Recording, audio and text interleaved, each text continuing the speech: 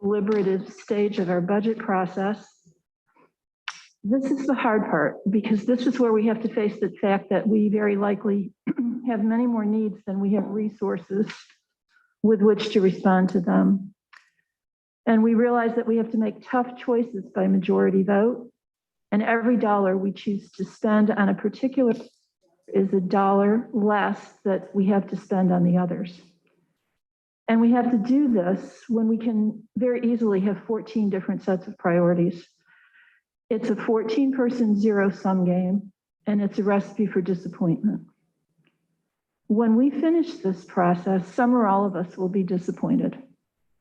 I only hope that we will be only disappointed that the outcome wasn't exactly what we wanted, and not disappointed in us, in our colleagues, or in ourselves. That's the appropriate outcome of a healthy compromise. I want to stress that this stage of the process is deliberative. The dictionary definition of deliberation is long and careful consideration or discussion.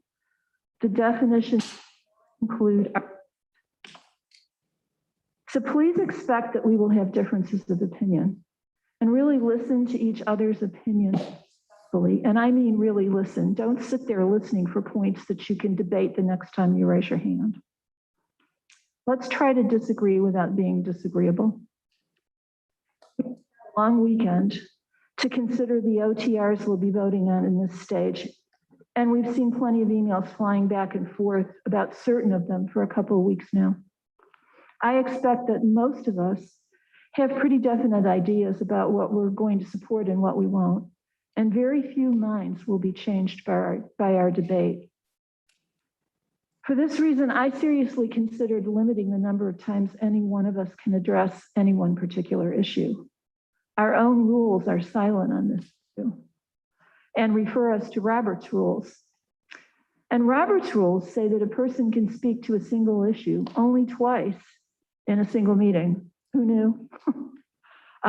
So I'm not going to limit you all to 2 speeches per OTR, but I am going to suggest that you try to limit yourselves to 3. If you cannot make your position clear in 3 tries, I doubt you're going to make it in 6. I do reserve the right to not call on anyone who consistently tries to speak more than 3 times OTR. In this connection, I refer you all to Rule 5 of our legislature rules, which allows any one of you to take an appeal from my decision not to call on someone. Such appeals basically ask, shall the ruling of the chair be overruled? And it calls for a roll call vote of the members present without debate. I'm just trying to lay out the ground rules of this to be fair to you all, to give you fair warning.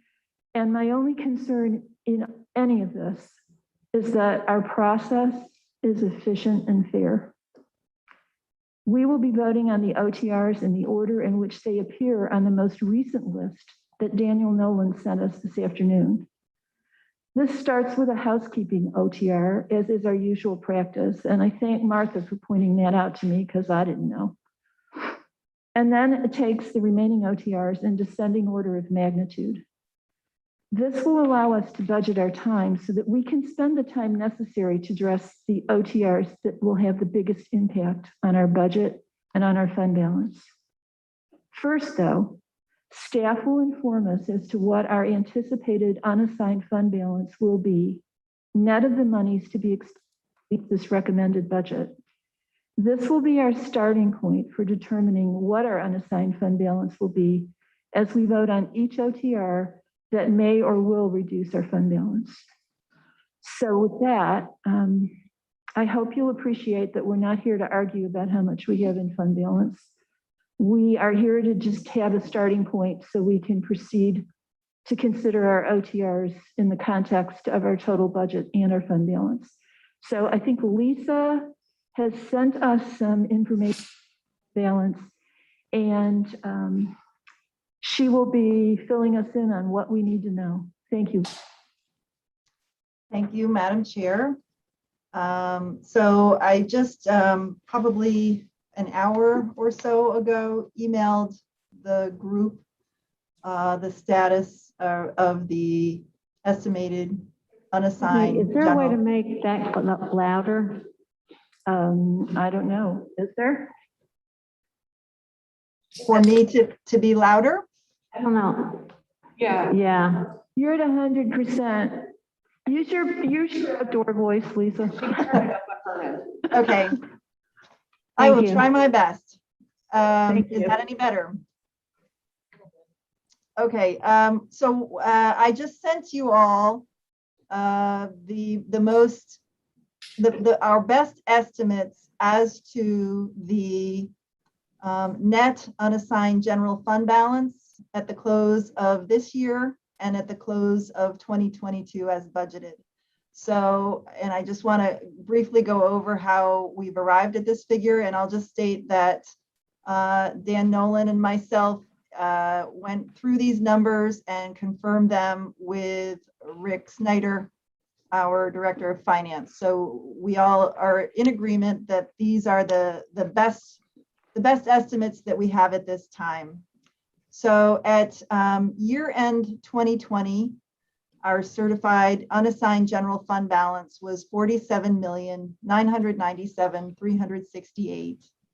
And then we went through and listed all of the known withdrawals that we have taken from that figure.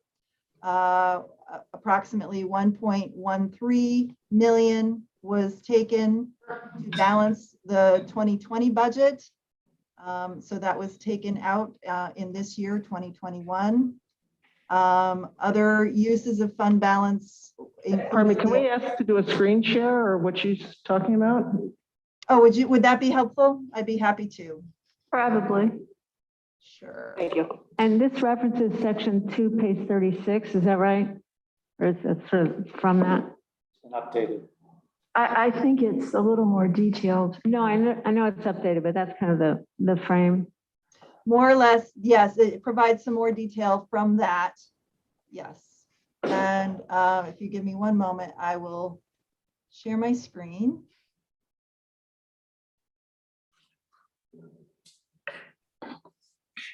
I'm sorry.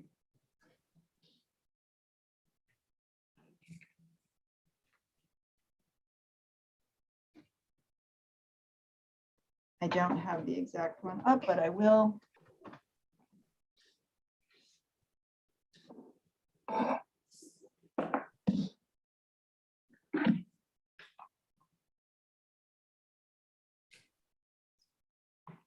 Okay.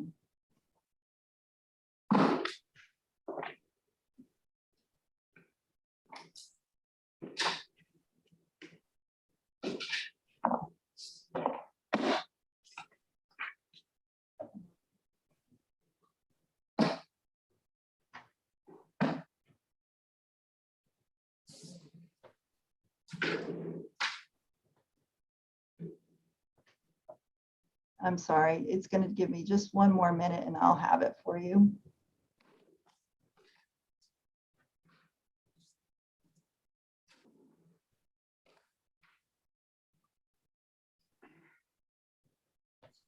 Okay.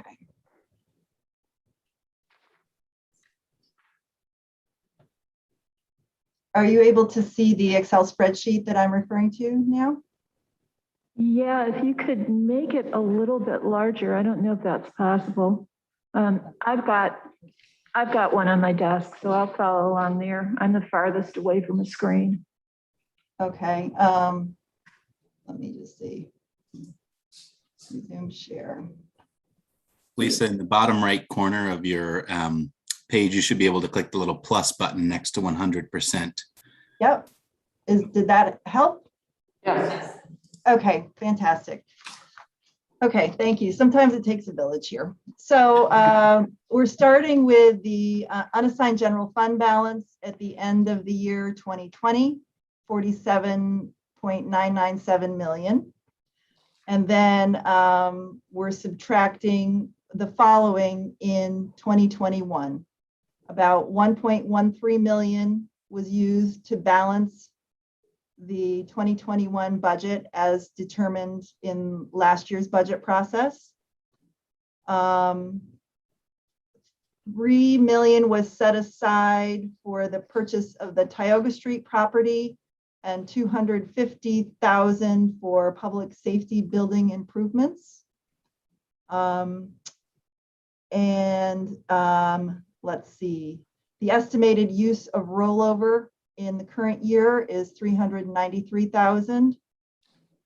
And then we're expecting, as per our finance director's recommendation, to replenish the contingency fund for the remainder of 2021, 1.6 million. So all of those amounts lead us to the estimated general fund balance at the close of 2021 to be 41,622,132. Then what is included in the 2022 budget for the recommended rollover and one-time totals, 1.8 million. And the capital recommendation for 2022 is 3 million. So with those budgeted in and those known quantities in the 2022 budget, that would take us down to the close of 2022 at 36,821,550. That's how those figures were arrived at. Okay. Martha, do you have a question? Yes. Hi, Lisa. Thank you very much for this. So in order to figure out, so looking at estimating that by the end, a year from now, we'll have 36.8 million. Can you give us a sense of, well, either for the 2021 or 2022 numbers, what's the general fund revenues number? So we know what 18% of that is. Like our target is 18% of the general fund revenues, right? Correct. It's the actual revenues at year end, Martha. So Right. Well, so in order to, so on page in our budget book, that's 138.5 million. So no, it's I was told it was 188. For 4607. That's all right. I'm asking Lisa. So how do we know what 18%, the 18% target is? What's the number that equals 18%? for 2021. Well, yes. And or 2020, I guess we don't know that for 2022 because we don't know the revenues, right? Yeah, our best estimate right now, because we won't know the actuals until further on into 2022, is to use the estimated or budgeted total for 2021, which is 188,804,607. And I'm getting that from section 2, page 2 of the budget book. Okay. Okay, so that's where I've gotten that figure for the 2021 budget and also for the 2022 budget. Can you repeat that figure, please? For the 2021 budget, the figure that I'm looking at from section 2, page 2 of the budget book is 188,804,607. So it's 18% of that. Which is 33,984,829. 3.9 is that? 33,984,829. I'm sorry, 33 what? 3.9. Rich, did you have a question? I do. Because we're going to have questions about this. We're not going to have debate. Yeah, no, I have a question. Okay. Thanks, Lisa. I'm assuming, well, I guess I'm asking, is the assumption that additions to fund balance are zero in 2022 2021 and 2022? Yes, that's the part that's held constant, and that's the part that why this is an estimate, because we do anticipate that there will be changes, hopefully in our favor, and the revenues will increase. And so, but keep in mind, if revenues increase, not only will, excess revenues may end up in our fund balance, but that also increases the denominator by which we are, we calculate this formula. So as revenues increase, that bottom line. Effectively, what you're showing us is the worst case scenario. Is that right? I'm not sure that it's the worst case scenario, because the denominator will continue to increase. So the number necessary to achieve the 18% will also need to increase. Slowly.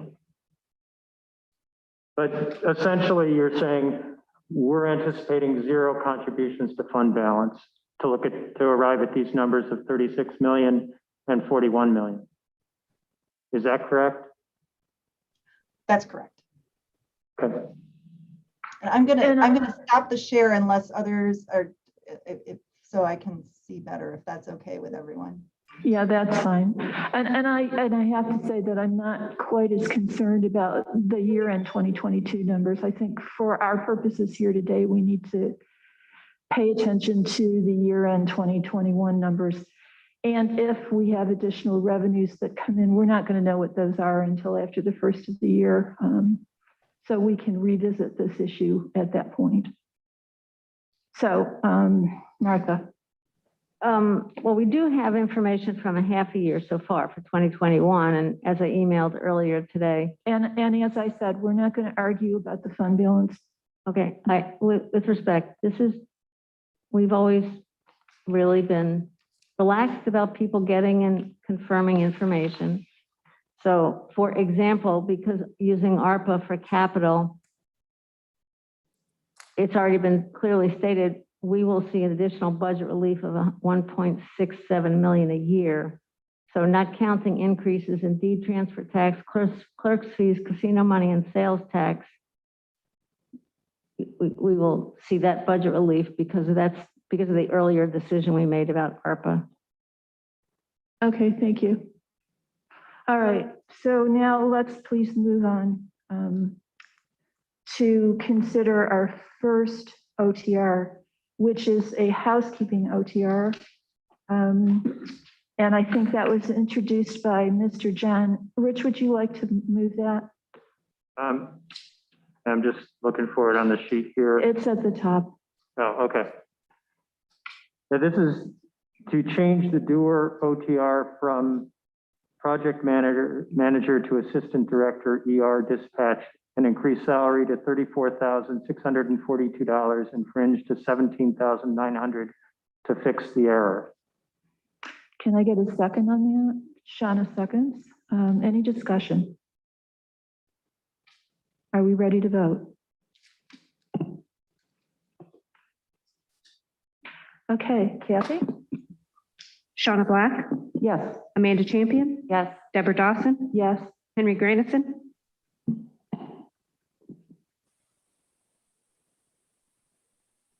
Yes. Rich John, Yes. Dan Klein, Yes. Ann Corman, Yes. Mike Lane, Yes. Leslie McBean Claiborne, Yes. Dave McKenna, Yes. Glenn Maury, Yes. Martha Robertson, Yes. Leslie Chill, Yes. Mike Sigler, Yes. 14 ayes, 0 noes. Okay, thank you. Oh, may they all go this easily. Mike? Will we be having the screenshot like we have in past years of the change in the levy by the various actions we take? I realize we've got to have the gallery view, but from time to time, can we look at that? Yes, Dan is at the ready with that spreadsheet and those formulas built in, so we can have it going. How we can put it up now. We can do it on request, however you would like to proceed with it. I mean, could we look at it now just so everybody will know what to look for from time to Sure. time? Yeah, Daniel can draw us a map.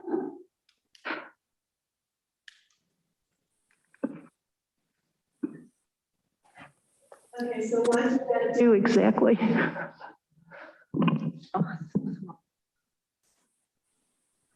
So Dan, could you walk us through?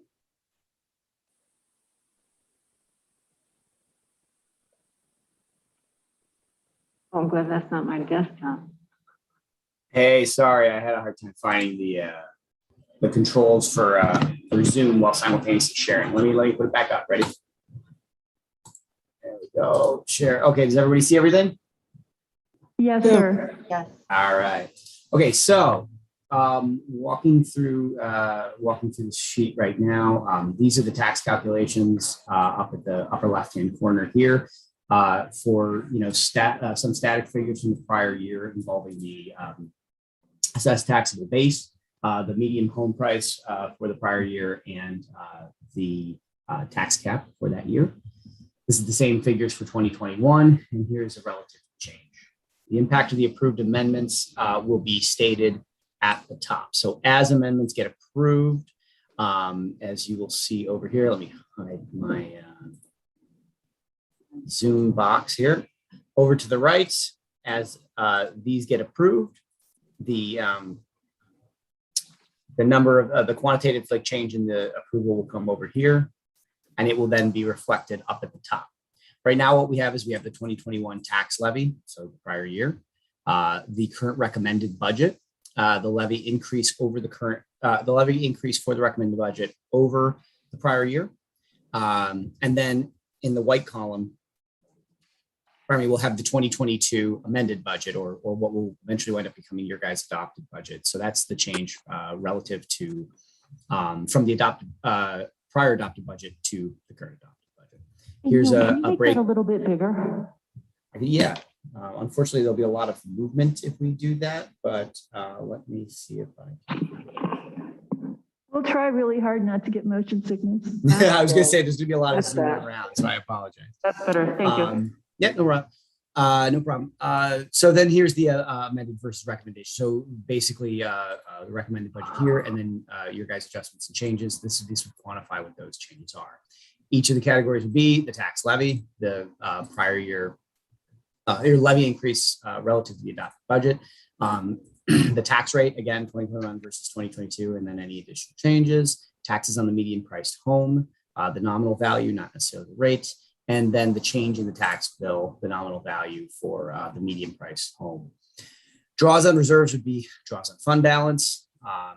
The applied rollover will be there, and use of ARP funding is there as well. So additional, for example, if this due amendment, which would be funded by ARP, which it was, once I approved it, because once you guys hit an approval, so if I put no, it will disappear from here. And if I hit yes, it will reappear and increase the value that we've had for ARP funds. That would be the case with everything. Thank you. Does anybody have any questions for Daniel before we move on? Should I leave it up? Yeah, I just need to remind the folks that are attending remotely that I'm not going to be able to see their hands. So if they have a question, they may have to just sing out, okay? Henry has his hand up. Yeah. Oh, who has their hand up? Henry. Okay, well, so does Annie. So let's let Annie go and then you can go, Henry. Okay. Thanks, Madam Chair. I just had a question for Daniel, and maybe he said this, that the change will only be for OTRs that are labeled as target funding, correct? Nope. No? Every single thing will be reflected in this, all different changes as well.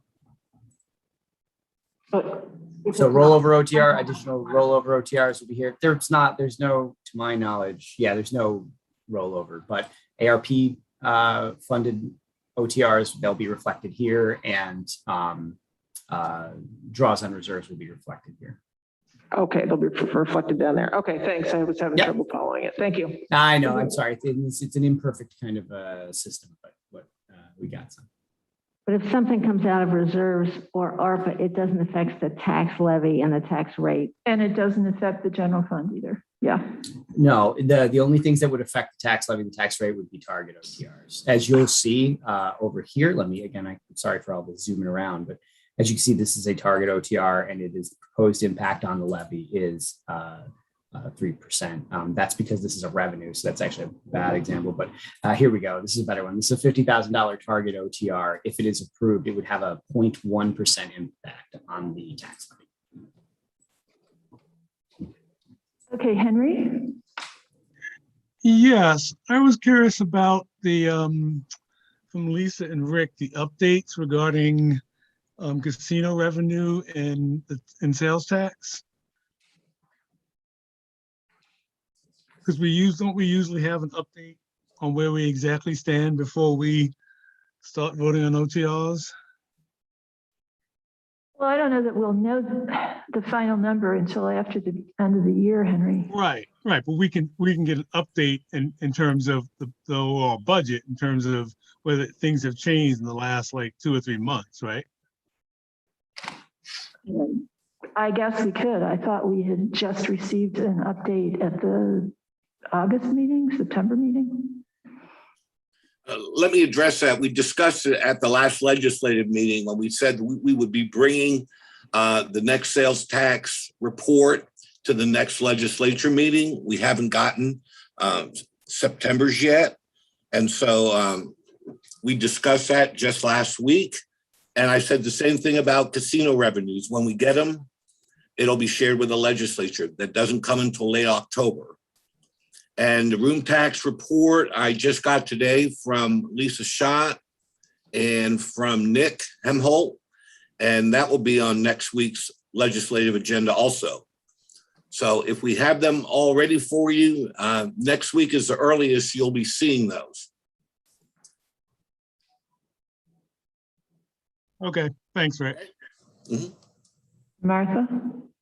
So I went back and looked at both the casino. I emailed this to everybody at 2:31 today.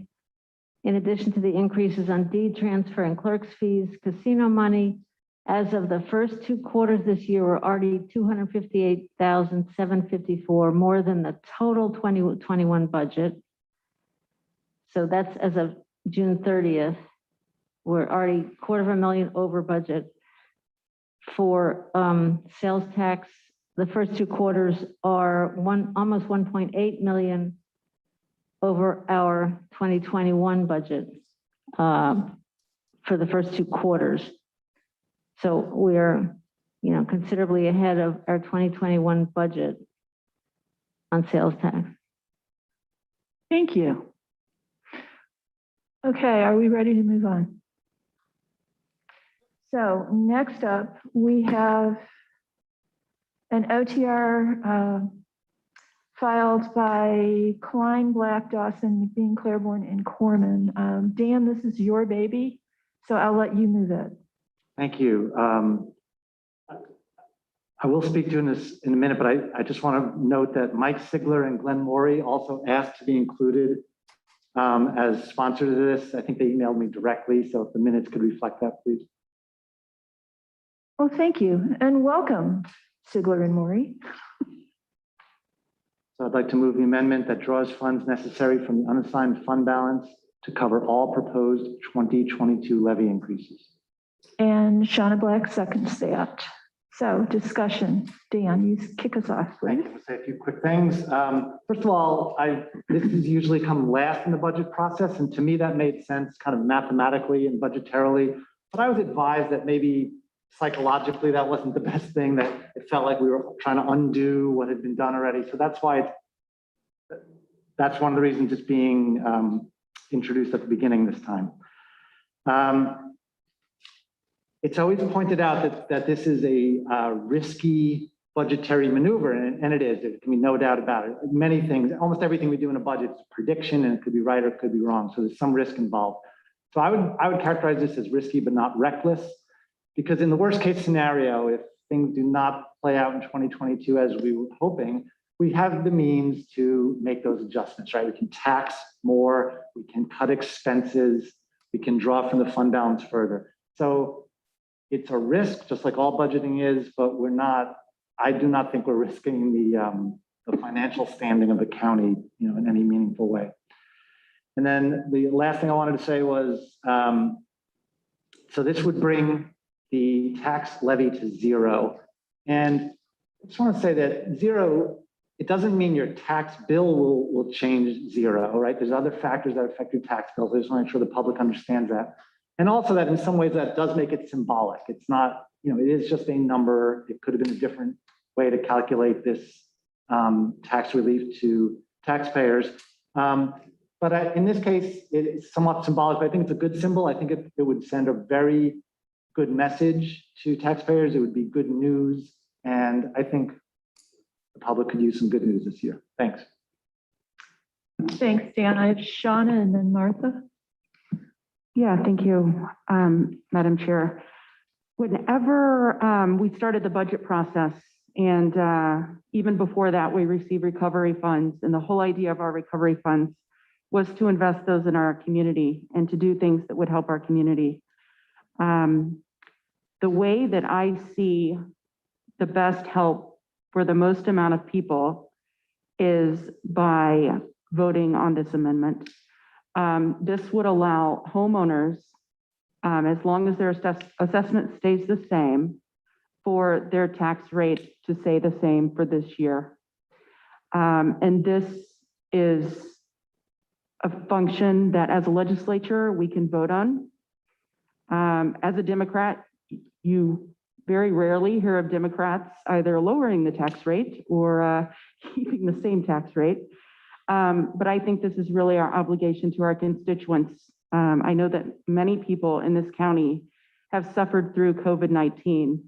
I know that even families that still have the same jobs that they had at the beginning have incurred costs with families. I know my family, we're paying more for internet. We're paying more for our electric and our heating. And my kids are home all the time, so I'm paying more for food.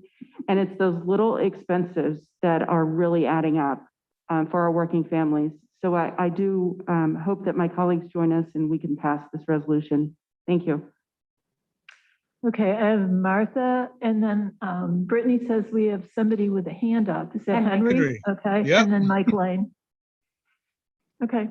I have a couple of questions and then, but first I would say when this came up in email this morning or whatever, I said I'm not opposed to doing something like this with a relatively small, 100, 200,000 or something at the end of the process when we're trying to hit a certain tax levy increase.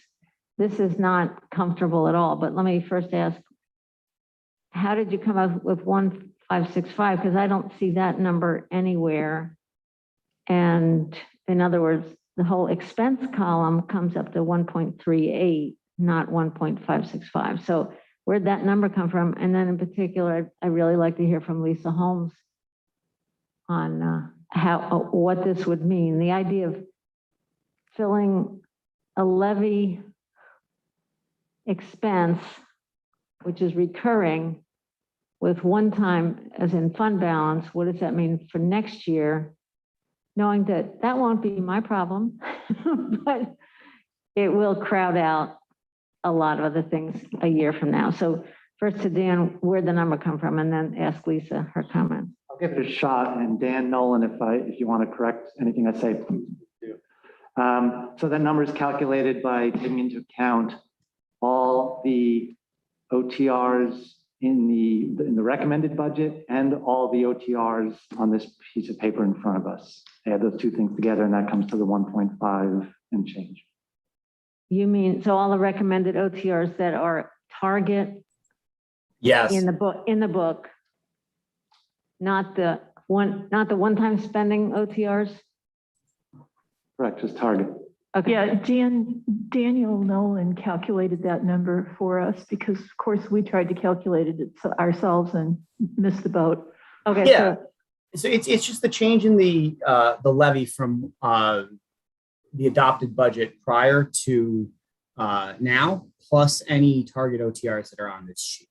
For target, okay, thank you. That's literally it. It is just the subtraction of this number minus this number, plus any of these guys that are impacting target down. But I'm sorry, you went so fast. What were the numbers? Oh, terribly sorry. I don't know if you can see my mouse. It is this number Okay. minus this number. Uh-huh. That's 1.4 plus. And then if you were to add essentially all of the, and I'm not going to do it because I'll be jumping all around, but if you were to add all the, not this one, but all the other target OTR amounts down here, that number comes out to $1,565,511. Okay, thank you. Yep, not a problem. Okay, so I have Henry and then Mike Lane. I'm sorry, I asked for Lisa's comments. Oh, okay, sorry.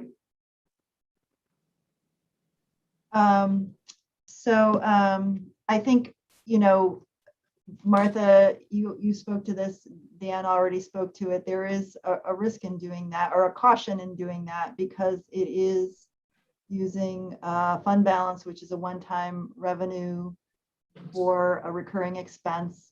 And there is a compounding effect of not increasing the levy this year. It will need to be increased next year by this amount. Okay, then if I just one comment, if I will vote I'm against. sorry, could she say that ending again, please? I didn't catch all of it. Oh, I'm sorry if you're having trouble hearing me.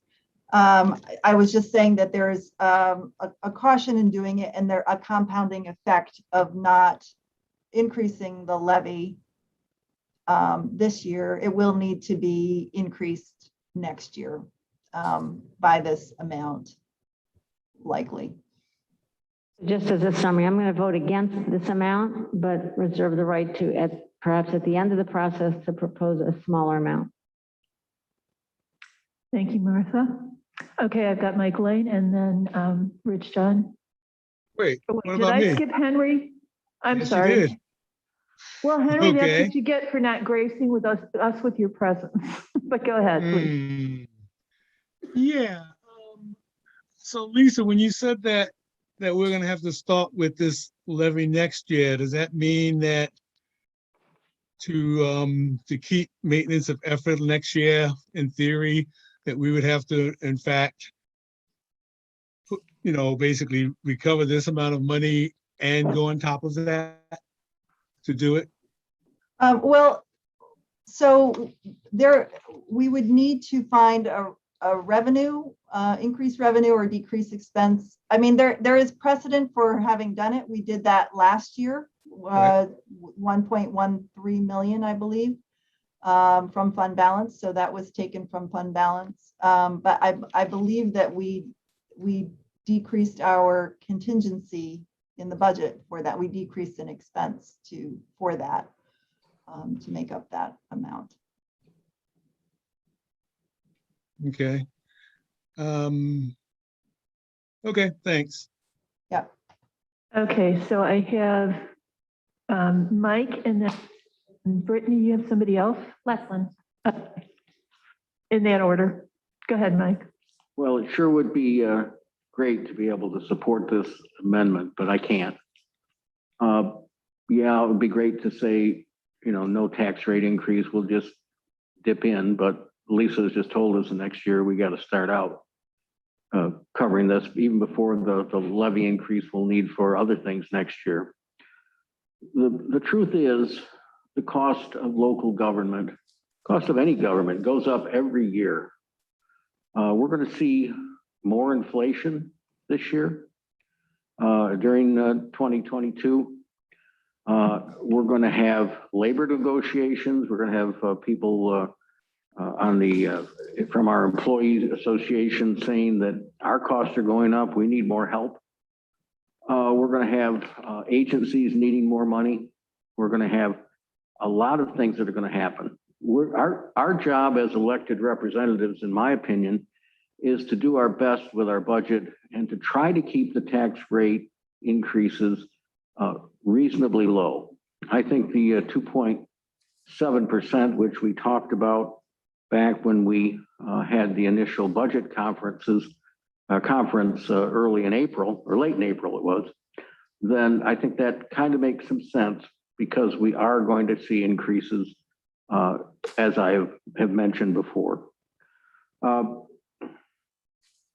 Once in a while, we've used it a little bit. I think Martha's right. We used a little bit toward the end to shave a little off the tax levy, and that was not hard to recover. But to do this at this point, simply to say, see what I did for the real property taxpayers. As I said, sounds great. I wish I could do it, but I can't. And just remember, this is not giving a break to everybody. A lot of people in Tompkins County, probably the majority of people in Tompkins County, are tenants. And they don't get a break by our doing this. Yes, the real property taxpayers are the ones who are the key to the support of the county budget. But we shouldn't say that this gives a break to every taxpayer. It doesn't. So I can't support this. Thank you. Rich and then Leslin.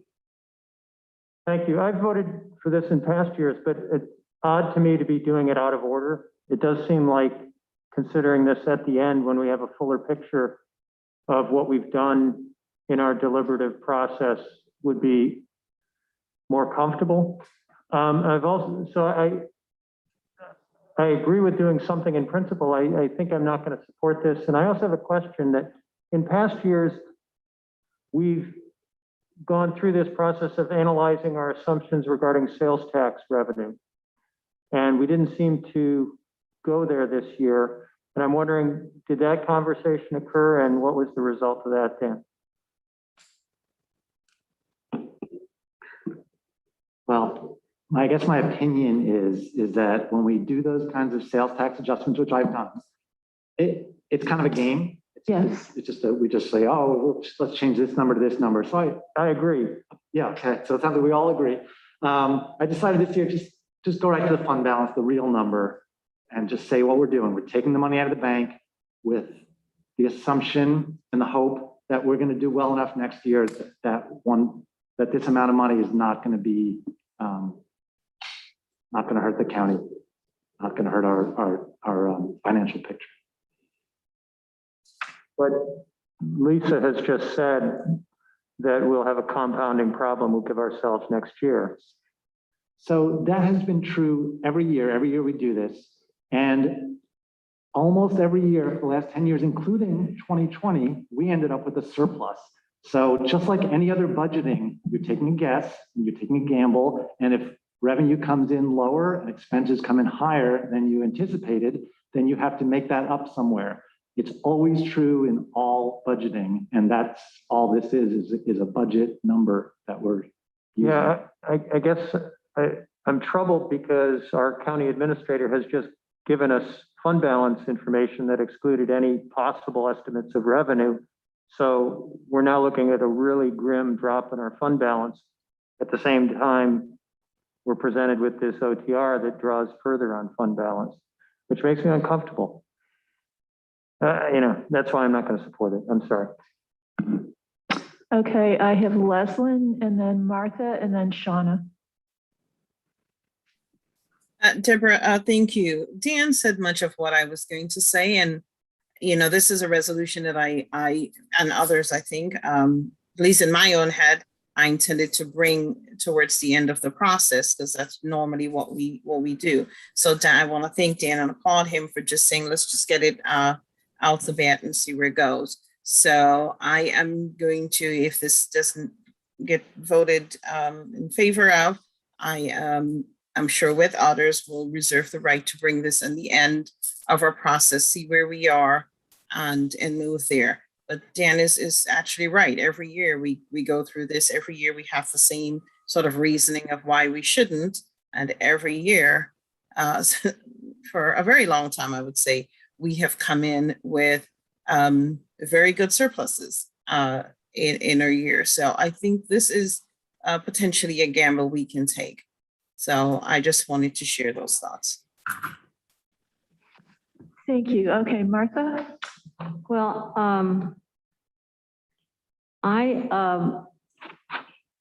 I've looked at the list here of the target OTRs that we're proposing. It's 150,631. So that's really minor. So most of these are already built into the county administrator's budget. I think there's an unspoken something going on here, which is that instead of taking out of sales tax, the proposal is to take it out of fund balance, when we've had a lot of conversation about OTR, about not approving any OTRs for the community because they should come out of the recovery fund at some future point when that is figured out, which right now we don't have a process, we don't have a consultant, we don't have the parameters, we don't know the eligibility, that we don't know the size of the potential grants. So there's frankly nothing we know about what the recovery fund is. So to take this out of fund balance, when there have been a number of conversations about voting against all the community OTRs because they should be considered under the recovery fund, but this would take $1.5 million out of fund balance, which threatens the recovery fund, frankly. I think that's a very unfortunate combination. I would, again, I'm planning to vote against this now, but I would, let me ask, if this passes as it, to take it out of fund balance, would it be in order to move to amend it to take it out of sales tax? How would that? Or perhaps I should make that motion first, although I'm not really in favor of that either. Well, I think that it doesn't matter if we take it out of sales tax or fund balance. You've got one pot of money that everything goes into and everything comes out of. You know, and to Rich's point, we've painted a worst case scenario picture for what fund balance would be as of the end of the year. But I'm certainly not suggesting that there isn't going to be an excess of casino revenue and sales tax over what we budgeted that's going to result in a boost to our fund balance after the first of the year when we close the books and can figure out where we are. So I don't think it matters whether you say, okay, we're going to take this out of sales tax or we're going to take it out of fund balance. Eventually, sales tax ends up in fund balance. Right. But the point is that people have pointed to the fund balance and said, oh, we better not approve any of these community OTRs because that'll reduce fund balance. Instead, we should put them all off into the $7 million recovery fund. So that's how they're related. Well, but you know, I mean, if people have decided not to take that position, then I'm fine, which is another argument to actually take this up at the end of the process rather than now. Sorry, Martha, those are apples to oranges. Like, come on. Those are two different things, and you're trying to raise that argument right now. They're two different things. I'm sorry, this is what I've heard from a lot of people, so I'm trying to. You've misstated the reason that those of us who oppose some of these OTRs have made perfectly clear, which is that it's not fair to the organizations who do not have access to our budget process right now. They're not competing on equal ground because the organizations that do have access to the budget process get in first in line, and the monies that we give out to them in the budget process reduce the monies that are available for the CRP process. With all respect, the people who have been part of our budget process took part in it before there was even a recovery fund. So it seems unfair to make them wait until the theoretical recovery fund eventually gets instituted, which, as I said, right now, we have no information about what that is. When all these opportunities have been developed, without any knowledge of a recovery fund at all. So I think that would really be changing the rules in the middle of the game. So, all right, I guess I'm done. I'm going to vote against this. And, you know, at the end of the process, I'm willing to consider a smaller amount if we're looking at trying to bring a tax levy down to a certain point. Okay, thank you, Martha. I think you've made your position very clear. We've got Shauna and then we have Annie. I think Rich. Oh, Rich, did you have your hand up again? Yeah, I'm just so confused by the direction this is going. But hear from, who is it, Shauna and Annie? Shauna and Annie. So every single budget year, what it all comes down to is priorities. And it's the priorities that the legislature or the individual legislator sees as most important. For me personally, I'm accountable to the taxpayer. And if there is a chance and an opportunity as a legislator that I can help out our taxpayers, then that is absolutely what I would want to do. My second obligation is, I feel, our Tompkins County employees. We have the opportunity right now to give back to our community. And I know, Martha, you mentioned the nonprofits and the other stakeholders that receive funding from the community, but we have received over $19 million of recovery or ARPA funds. And this is the one time that we can actually give back to our constituents by not raising their taxes this year. Okay, so I have Annie. Rich, do you have anything more you want to say other than that you're confused? I do. Okay. So I have Annie and Rich and then Leslie. Thank you.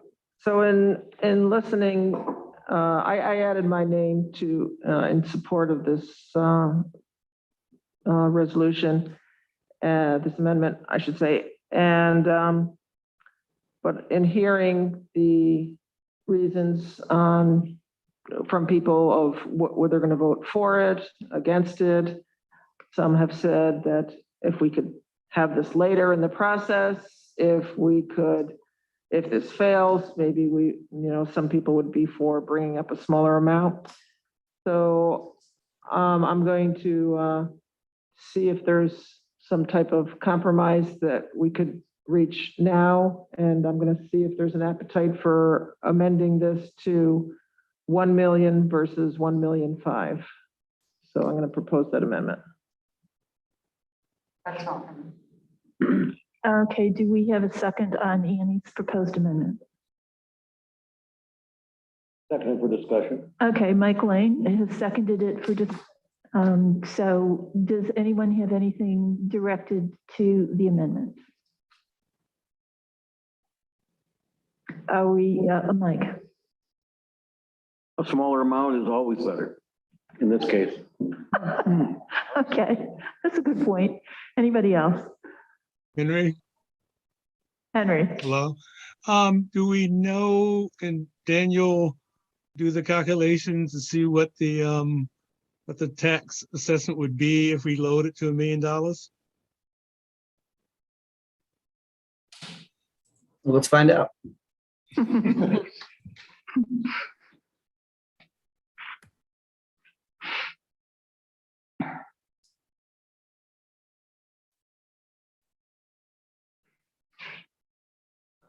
It would reduce the levy by 0.79%.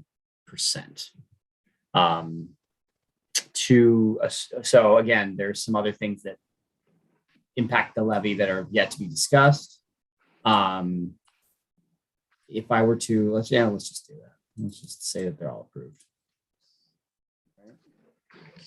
All right, assuming everything else gets approved, the tax levy would hold, or not hold, pardon me, the tax levy would result at 1.08%.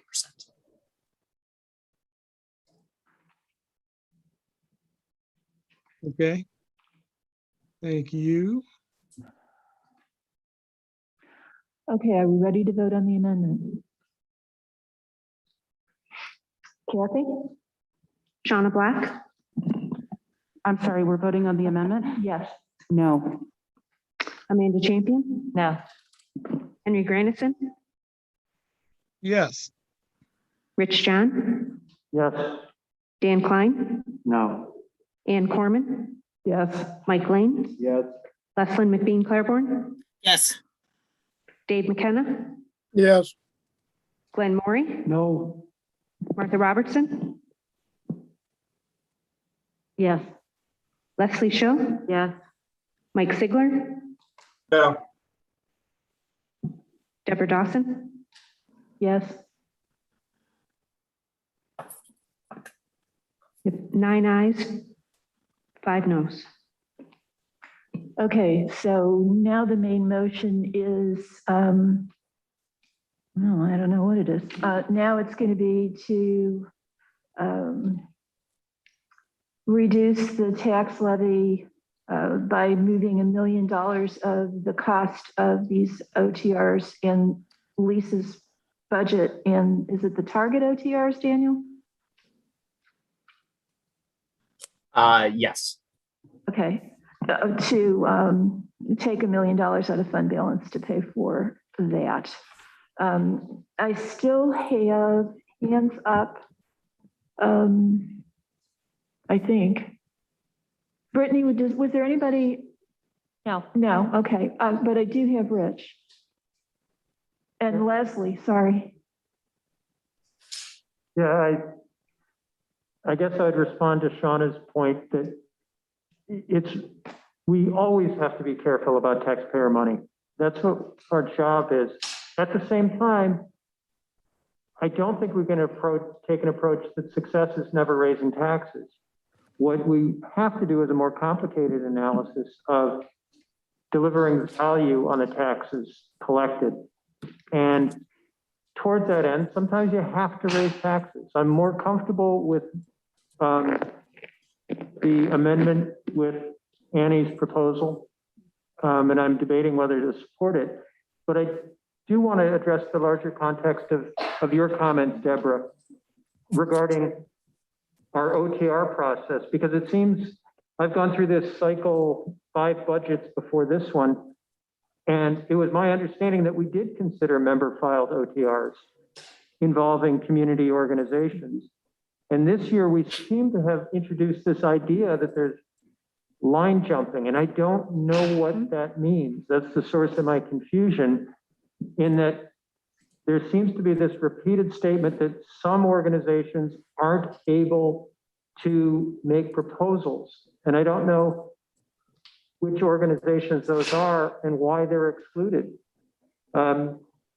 Looking at the OTRs before us, I don't think they should be not considered based on some idea that there's something inappropriate with following the same policy and practice we've had every year prior to this one. So if I may, I see you, Amanda, and Martha. If I may, this is a very unusual year because of the $20 million. And that changes everything as far as I'm concerned. But that's, I don't, if we have more money, why is it harder to consider the community agencies we've always considered? because we aimed to set up a process that allowed us to make grants to a wider community of organizations that aren't necessarily traditionally part of our budget process. That's all I can tell you. I guess there's more than one way to view fairness, but I think we need to be ever mindful of the fact that even though there's a budget and a CRP grant program, they're both going to come out of the same pot of money. So everything you take out of that pot of money for the budget process is money that's not available for the other process. And that was the point of my email earlier today, suggesting, okay, let's address that directly. We've allocated $7 million for recovery fund. If we believe these are duplicative of the types of projects that might be approved sometime in the future when we do develop criteria. Let's call it a drawdown from the recovery fund. I'm okay with that, but I'm not okay with us categorically saying we're not going to think about these projects at all in our budget process because there's a possibility that we will get criteria in the future at some time. And then we can go to these community agencies and say, well, you can apply in this different budget process. I'm afraid that we will lose momentum on ongoing operations at these agencies. I'm looking at, say, for example, the budget funding that came from recycling and materials management to the reuse center that was withdrawn because of the difficulties that recycling was having with the commodities markets. That has had real impact and it's ongoing. I'm not sure it's an adequate answer to say, well, try later, sometime later, and maybe the criteria will fit what you're desperately needing for your budget right now.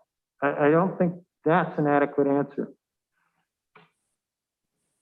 Well, I'm not telling you that that's the way you have to vote. I'm just Sure. telling you how I'm going to vote. Yeah. Let's see, who did I have next? Was it Leslie and then Amanda and then Martha? And then is there somebody? Henry. Is it Henry? Henry, Yeah. Okay. Thank you. I'm listening to everyone. This is my first time through the budget process, so I'm learning a lot, right? But I do feel like I'm hearing two philosophies toward this year's budget, obviously. And yes, more money has complicated it, obviously. I like the idea that Dan is looking to give back to the community and that so many legislators have supported an OTR that looks at reducing the tax levy. However, that's a very optimistic view, given, some concerns that have been raised for the last several months about our position right now as a county government. And I say this in reflection to the recovery fund that we tried to bring forward to open up an opportunity for the community to bring forth their ideas, right?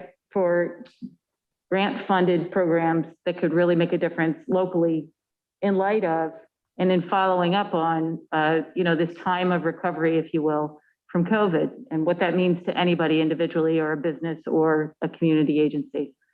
And we were trying to do that optimistically as well, saying, we look like we have a healthy budget right now. We think we can afford this. But I feel like, and perhaps others are having a different perspective, that has been met with some concern and pessimism, more in the vein of being conservative with our finances. And so I see the two coming together, but not meeting up, right? So in one way, we're very concerned about setting aside money and or committing money toward the community grant program. It's good moving forward, but slowly, yet to be developed. So it's hard to know, will some of these OTRs that are on the plate in front of us, will they qualify for some future recovery fund? We don't know. Will there be any money left if we get optimistic on one front, on the tax levy front, but not on the back end of the future recovery fund? So I'm just having trouble making these things jive and understanding. I'm willing to go with the group as we all look at this and really dig into the numbers and what we think we can afford and what is best for county government long-term, as well as for our community.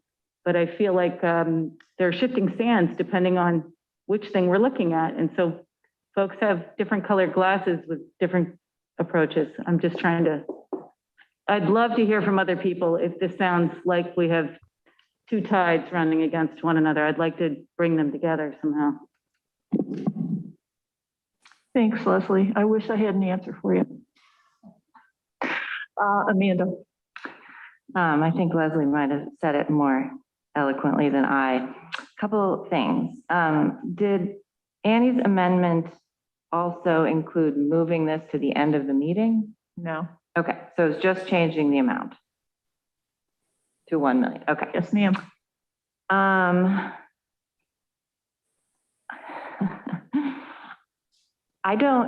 I think that we all know how we want to vote, and trying to lecture each other about how you want it to be because you think that's the best thing for everyone is very tiresome for me. Just vote how you want to vote and don't give us lectures. I don't understand. If you have questions, if you want some clarification, but just because one of us thinks one way doesn't mean we all think that way. So if your priority is to give money back to the taxpayer, then vote for that. If it's not, then don't. If your priority is to use the recovery funding and not fund some of these OTRs right now, that's okay. It's really okay. So I really wish that folks could just vote the way you want to vote and stop with the lectures. So I will stop lecturing you now and hope that we can get on with this. Okay, Martha, then Henry. So I think I have evidence that these debates matter. We already saw Annie just changed her thinking, and I've been changing my thinking as we're sitting here. So, and I'm hoping I'm going to make a suggestion that will really be a compromise. I would support the million going forward if, and I'm going to ask first a question to Rick or Lisa. So I'm looking at the budget summary, section 2, page 2. Under revenues, we got sales tax and unallocated revenue. It's so weird not to know where to look. Is casino revenue in that column or in that line? Or is that other revenues? Where does casino live?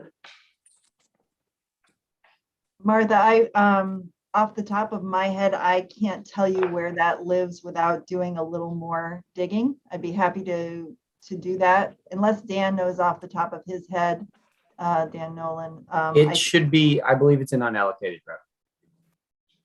So sales tax and unallocated revenue probably increases casino. All right, or casino is included. If the following is available to make an amendment to the amendment, I would move, and then I'd like to explain it if I get a second. I would move that this million be taken out of that line, sales tax and unallocated revenue. And if everybody is confident that it really doesn't matter, then it would matter to me to take it out of there. So if I get a second, I have some other thoughts on it. Point of clarification. I think, Martha, I don't want to put words in your mouth, but I think what you're saying is you would be suggesting moving to adjust the sales tax revenue projection. Is that correct? Can't take out of, I don't. Yeah, right. So it would be a million, that's right. Good point. That would be adding a million to that number, to that 39.6 would be 40.6, which then would have the result of reducing the tax levy.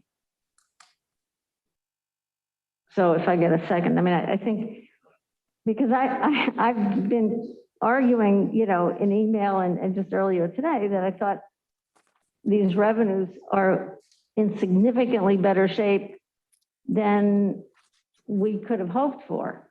So I think that 39.6 is really too conservative, and we could really do ourselves a very comfortable favor by increasing that to $1 million. And it would have the same effect as you've been pointing out. Martha, can you restate your amendment, please? So that keeping the number at $1 million, what I would do with it, I would ask to increase sales tax and unallocated revenue to $40,609,024. Not sure where that shows up on Dan's spreadsheet, but. It does not, because it is unallocated revenue. Okay, but somehow it gets factored in. So revenues would show, it shows up I'm sure it shows up somewhere. Dan's done this many times, right? Can someone tell me what practical difference this makes? Because I really don't understand what's being requested. Yeah, for what it's worth, it effectively does not. I'm sorry, Budgetarily Daniel, you speaking. faded out. Sorry, for what it's worth, budgetarily, it does not. If there's going to be an additional $1 million of revenue, which again, we don't have any real way of knowing that, but if there is going to be, and it is in excess, it would be theoretically transferred to the fund balance at that point next year. Right, but structurally, I mean, we always have, our sales tax and unallocated revenue is always a projection. Yes, And- again, so if it gets projected higher, that's fine, but it would just go into fund balance. The Because result is that it reduces the property tax levy that's required to pay for our expenses. so does doing it this way. It's the same thing. If I could interject, are we saying here, we're talking about changing the projection for sales tax and casino revenues, which is a different category than, is that a different category than unallocated revenue? Well, on this budget page, those two words, those two phrases are on the same line. Yeah, the budget book, the way that the software and stuff does it currently, they combine those lines. They're Can't both hear you. baked into that number. I'm sorry, Daniel, I can't hear you. Sorry, they're both baked into that number. Point of order, there's not been a second yet. Yeah. Does anybody want to second this? I'll second it for discussion purposes. Okay, so there is a second. And I guess discussion can continue, but frankly, I'm having trouble understanding what the point of this is. Martha. Well, the point is, as people are making calculations in their head about fund balance, I think that we can be comfortable and should recognize the comfort level that there is, that these revenues are going to replenish our fund balance, and therefore we don't have to push off OTRs to the recovery fund, that there will be plenty for both. I really am quite confident that that's true. So this is a more accurate statement and not just wishful thinking. Okay, does anybody else have anything they want to say about this? All right, seeing no one, let's vote on the amendment. Can you clarify what we're actually voting on? What the words are or whatever? I have the $1 million, the increased sales tax and unallocated revenue to $40,609. $40,609,609.24. Okay, Kathy?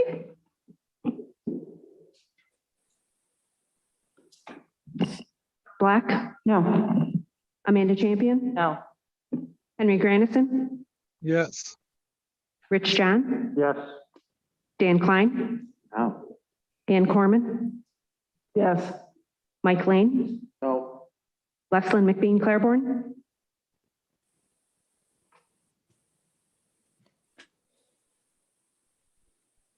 He's not here. He's She's at the rally. Event. Yep, it's at the rally. Dave McKenna? No. Glenn Maury? No. Martha Robertson? Yes. Leslie Show? Yes. Mike Ziegler? No. Deborah Dawson? No. We have 5 ayes, 8 noes. Okay, so that fails. Does anybody else have anything they want to say about the main motion? Yes. Henry? Yes, I think one of the problems here is that this is the second thing that we're dealing with. I think that we should deal with it at the end. So I move to table this motion. Okay. I'll is there a second that. second? Dave, I'll second that.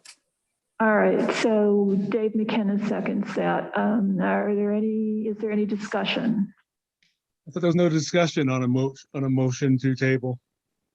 Clarification, to the end of all the other budget motions, is that the idea?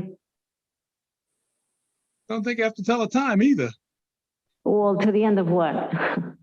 Yeah, if it's the end of eternity, Henry. To the end of when we vote, to the end of when we vote in the budget. Thank you. To the end of when we vote in the budget. Okay, Mike? I think if it's a motion to table, then it needs a motion to bring it back from the table.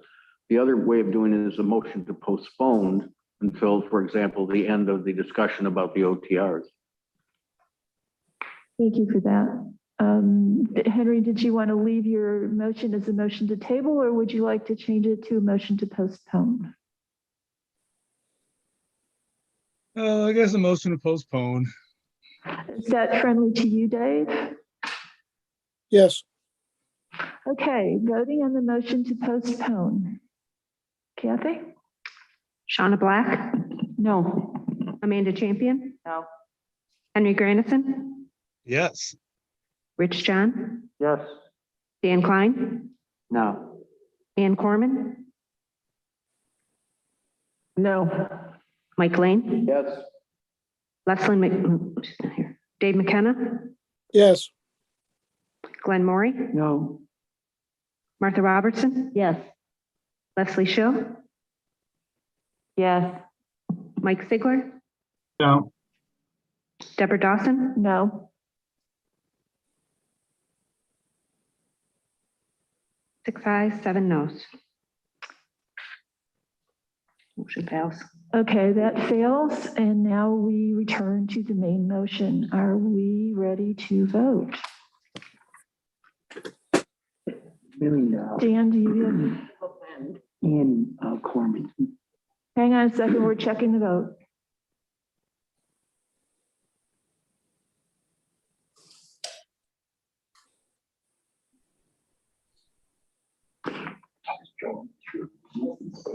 Dave, Martha, Leslie. Who? And Okay, instant replay is finished. takes 8 votes. Oh, Yeah. I'm sorry. We're down 13 members, 7 Yeah. votes now. Okay, so now we're voting on the main motion. Repeat it, please. The main motion is to take $1 million in fund balance to offset the OTRs in the county administrator's recommended budget and the target OTRs on this list, and thereby reduce the impact on the levy.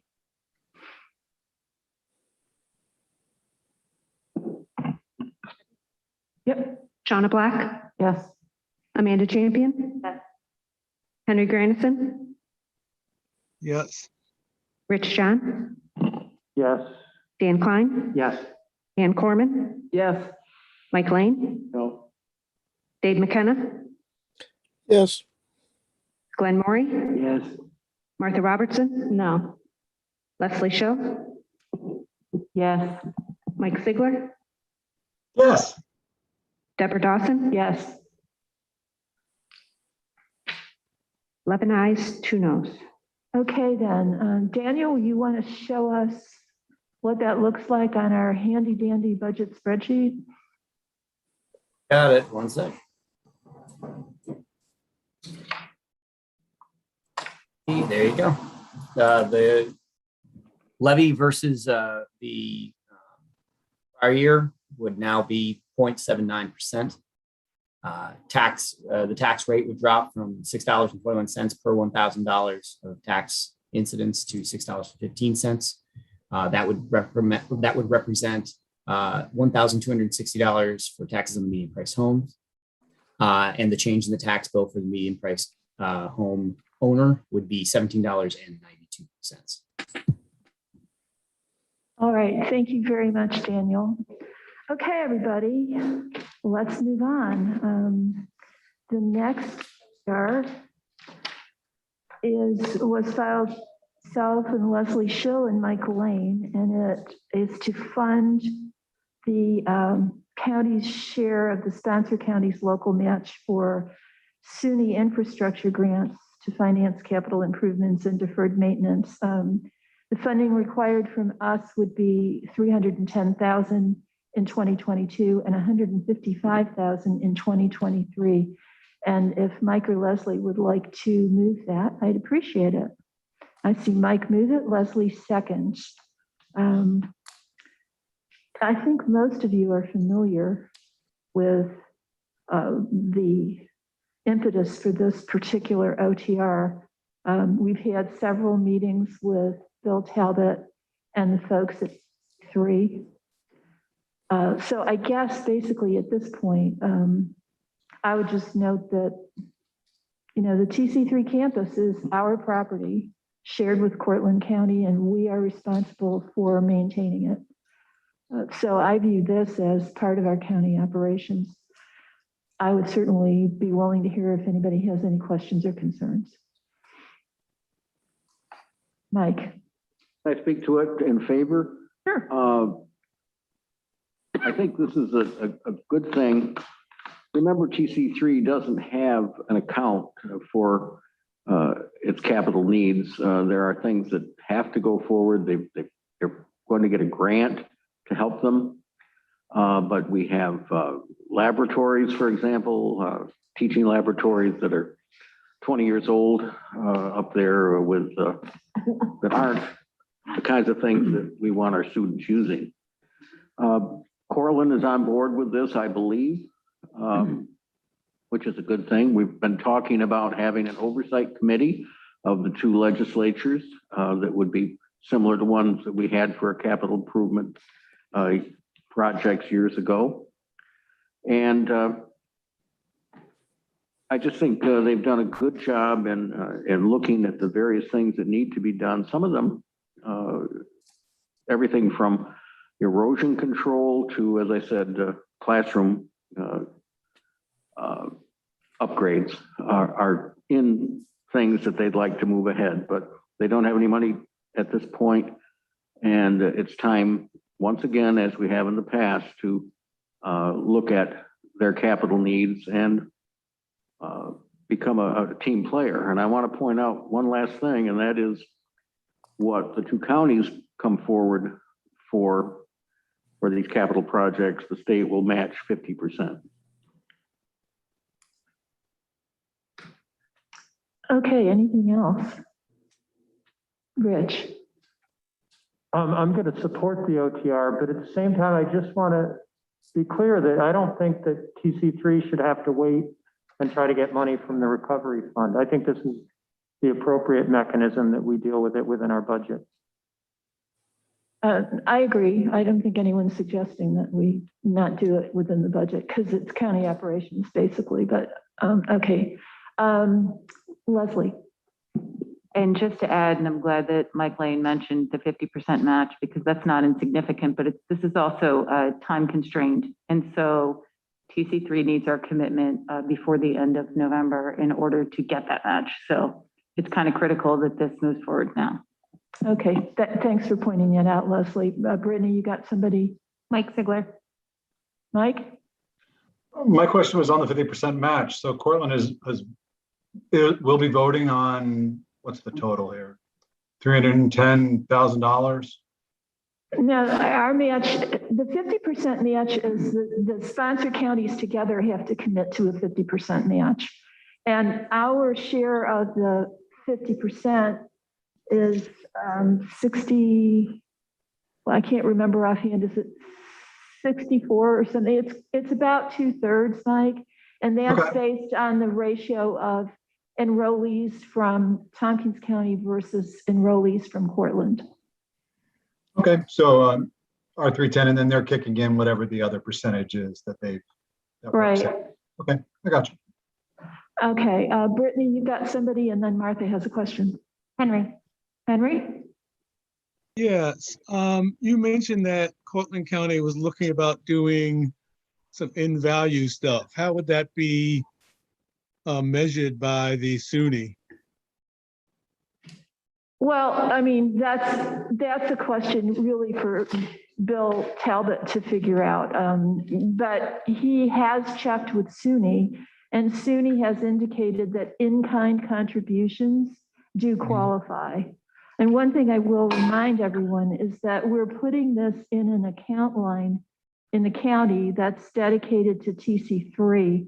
We need to do that in order to satisfy SUNY that we are firmly committed to making our share of the match, but the money won't be released until TC3 has its grant and starts its work, and Cortland County has committed to its share as well.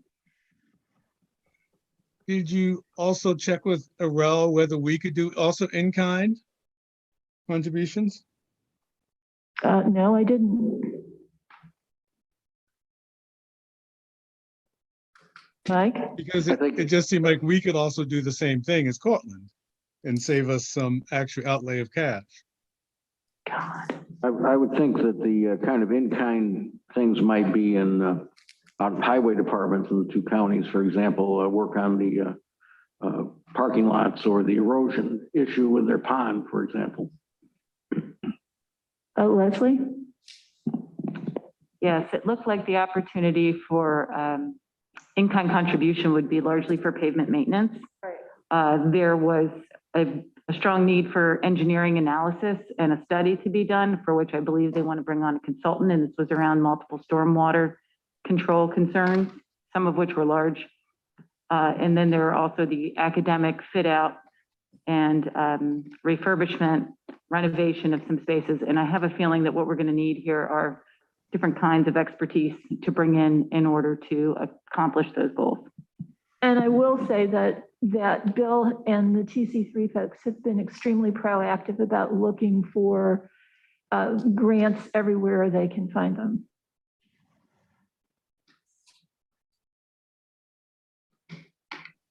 Have they located any grants? I'm sorry? Have they located any grants? Yeah, they have one. I'm trying to remember what that one was for. It was for classrooms or a laboratory or something. Yeah, they have grants. But the most urgent need right now appears to be the parking lots and the paving problems and the drainage. I guess one of their parking lots is so bad that water bubbles up from underneath it. And so that makes up the bulk of the 1.5 million total that they're trying to amass. Leslie? Leslie, by the way, for anyone who's watching, has worked directly with she put the Cornell maintenance guy in touch with the TC3 maintenance guy, and she's been working with Bill Talbot. So she's the expert on this. Thanks. I'm just the liaison, but I just want to say, I hope that this body looking forward in the future thinks about, there's a little bit of analysis, thinks about what would be healthy for this government to fund, but thinking about a reserve fund for attending to planned and preventative maintenance and maintenance of the assets on the TC3 campus in conjunction with Cortland County, our partners. So longer term, bigger vision, but thinking about that so that TC3 has the means when something needs to be attended to, rather than asking in an emergent way or potentially using the wrong funds, which was a concern earlier, allocating operations for capital and things like this. Thank you. Yeah, thanks for that, Leslie. I think that Bill Talbot has been an outstanding asset for the college. You know, this is the first time in my relatively short tenure on this body that I've seen TC3 come to us well in advance and try to have us work with them from the beginning on a plan like this. So any other questions? Martha?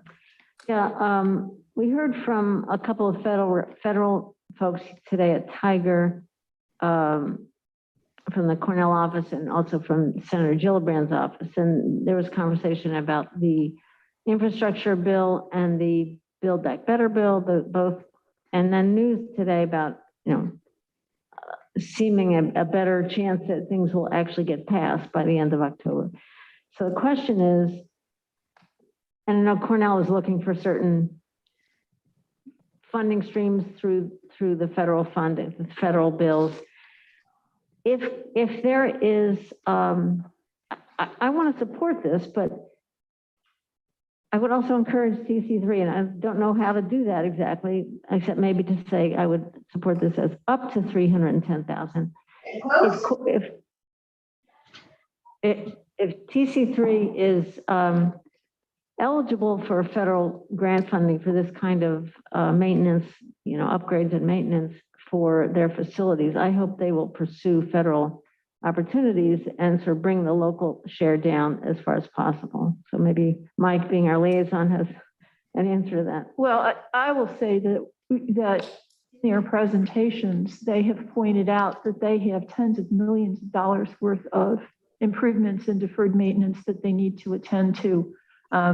This is just the most urgent piece of it. And I think that if there's money in that infrastructure program that would be available to them, number one, they're watching. And number two, they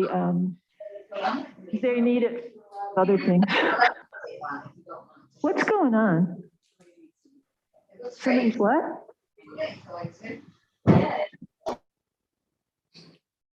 Who is it? Who's trying to talk? That was Mike Sigler, who's background noise. Brittany muted him. Oh, Did Mike Lane have an answer to that? yeah, well, he had his hand up, yeah.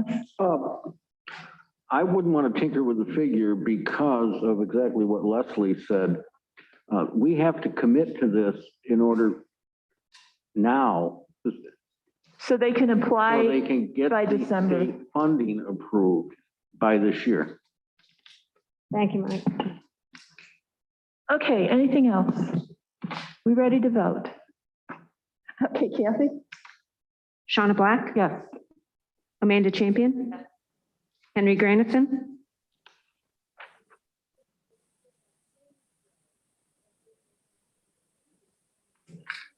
Henry No, Granison, no, Rich John, Yes. Dan Klein, Yes. Ann Corman, Yes. Mike Lane, Yes. Dave McKenna, yes, Glenn Maury, Yes. Martha Robertson, Yes. Leslie Show, Yes. Mike Sigler, Yes. Deborah Dawson, Yes. 12 ayes, 1 no. Okay, thank you, everyone. And now the next one, you will recall that several of us visited with the TC3 folks, Deb Mullenhoff and Bill Talbot, about their workforce and career development pilot program. It's a 3-year program. And we voted through a resolution earlier this year for the first year of that. This is for the second and third years, $220,500 in 2022 and $126,000 in 2023. And if someone would move that for me, I'd very much appreciate it. Shauna moves. Do I have a second? Mike Lane. Okay, this is another one that many of us are familiar with from our earlier meetings with the college staff and from our consideration of the resolution for the first year's payment. Does anybody have any questions about this one?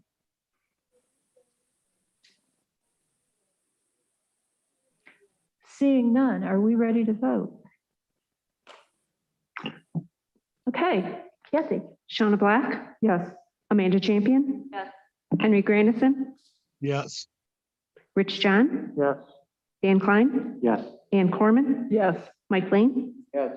Dave McKenna, yes, Glenn Maury, Yes. Martha Robertson, Yes. Leslie Show, Yes. Mike Sigler, Yes. Deborah Dawson, Yes. 13 ayes, 0 no's. All right. Okay. Next one is a number filed by legislators Robertson, Grandison, Black, Schill, John, and Corman, a multi-year OTR to cover development of the sunflower houses, i.e. the capital improvements needed to bring the houses up to INHS standards.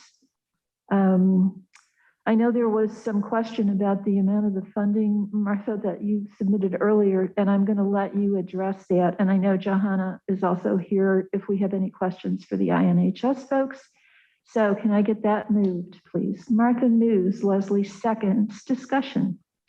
Yeah. Go ahead, Martha. Thank you. Yeah, the description is now, and we only have the little box for the description, so we couldn't go into the whole thing, but Dan has the results kind of basically the correct. So this is 3-year funding, but the 199,656 is only for the first year. The second and third years are would be 104,472. INHS would only get the capital funding in the first year because they've spent 136,000. Where is it? And change. 976 to bring the houses up to standard. So that's clearly development of affordable housing, capital improvement. So that's the one-time expense. The OAR and URO expenses are for programming for housing manager, et cetera. And I'm happy to describe the program more fully. There was a healthy presentation at the Public Safety Committee and also at the HED Committee of what this program would be. Very, very short for the public. Sunflower houses are 2 homes that INHS has purchased and developed with 4 apartment units, 3 bedrooms each. And these would be one of the units would be for women, the other 3 for men. These would be for people returning from jail or prison to have safe, affordable housing. Together with the program manager, the housing manager from who would be an OAR employee, together with programming from URO. So this would be really wraparound services, resumes, workforce, life skills, all sorts of supports so that people are really able to actually succeed. The idea is that approximately 20 people a year would be helped because this is transitional housing. They wouldn't stay forever. They wouldn't stay for a whole year. So the 3-year pilot program to sort of prove the concept. So that's, I think those are the high points. All right, Johanna's nodding. I think I got it. Okay, well, if Johanna approves, then we know you got it right. Does anybody else have anything they want to say to address this particular OTR? Dan. Thank you. This is going to be the beginning of my voting no, not based on the merits of the proposals, but based on the idea that I believe this should come out of the recovery fund. I believe that we set aside a large amount of money, $7 million, to pay for community initiatives, and that's what this is. This is also the moment I'm going to address what Leslie brought up about the seeming contradiction in the rosy outlook about the future of the finances of the county. And I could say it pretty easily. The amount we're proposing to lower taxes is $1.5 million. And the amount we are proposing to give to the community is $7 million. So that's why they're very different. They're the same amount of money. I would agree that there was a contradiction. We have set aside a lot of money for this purpose, and that's what I would like to see that money used for, and that's why I'll be voting no. Thanks. Okay, anyone else? I've got Amanda and then Annie, and you guys can duke it out for who's going to go first.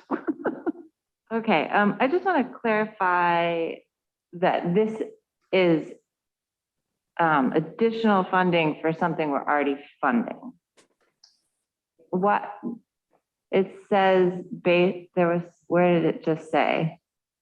Yeah, there's $50,000 in Lisa's budget for some of the services to the residents. OER requested and went through the Human Services Coalition review process for 50,000 for a housing case manager. That was before this was in the works.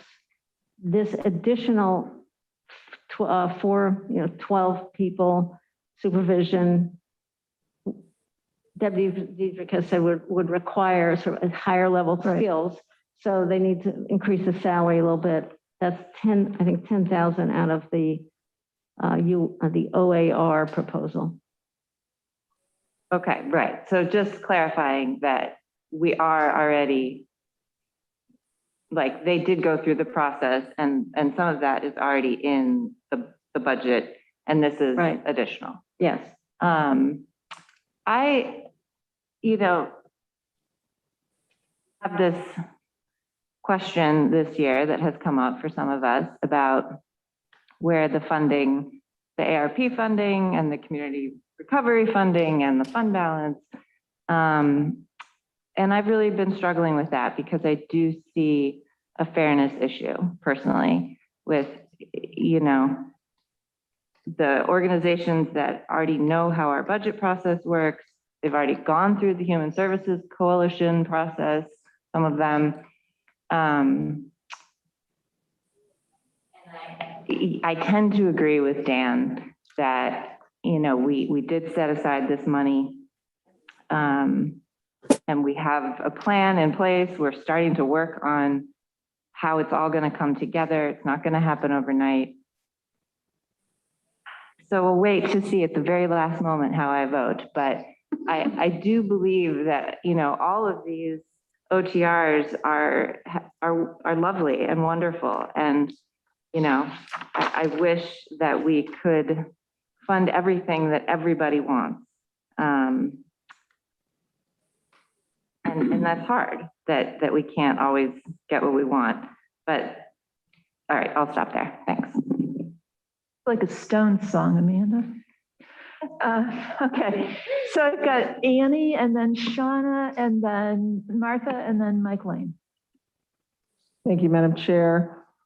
So I know there's been a lot of discussion the last couple of days regarding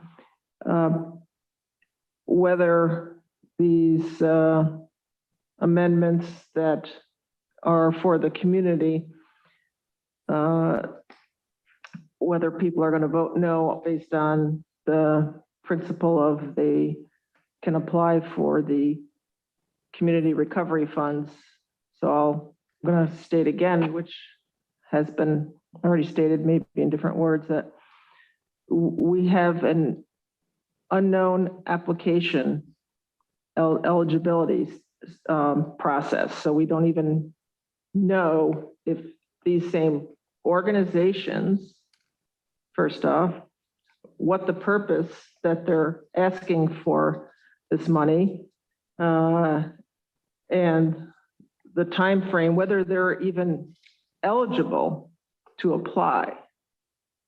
And on top of that, we don't know, even if they were eligible, whether they would get it. So this is not just to say, just shift them all over, vote today, but yes, we'll shift them all over and it'll come out of that money, which I'm not sure I would agree with. But what some people are saying is that there's this other pot of money. Well, we've known there's this other pot of money for many months. And so this to come up at the last minute, if we had more time, if we brought this up earlier and said, okay, we're going to have a different OTR process, I would be more open to talking about it, to letting our organizations know. But this is, to me, this is coming in last minute, and it's not fair to the other, to me as a legislator. I don't feel that it's fair. I don't feel it's fair to our process. I don't feel that it's fair to the community just to say we're going to have a different OTR process at the last second on principle. So I would just at least like people to reconsider that this is not our OTR process. we can't just say we're going to scrap it this year because we have these other funds. And again, we're saying at the last minute, so I don't think it's fair. Thank you.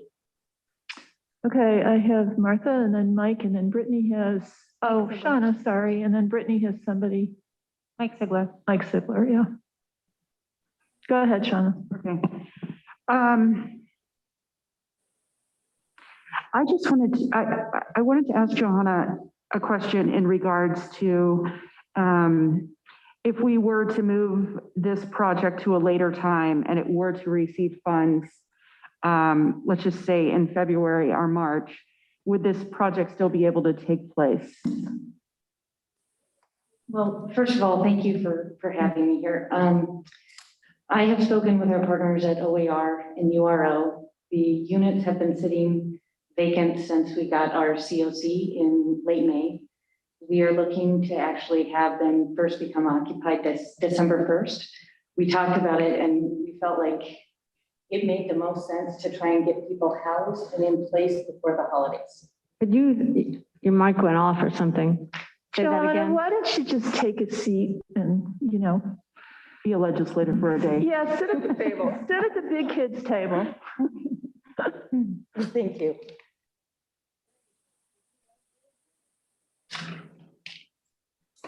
Well, so our plan is actually to have them become first occupied on December 1st of this year.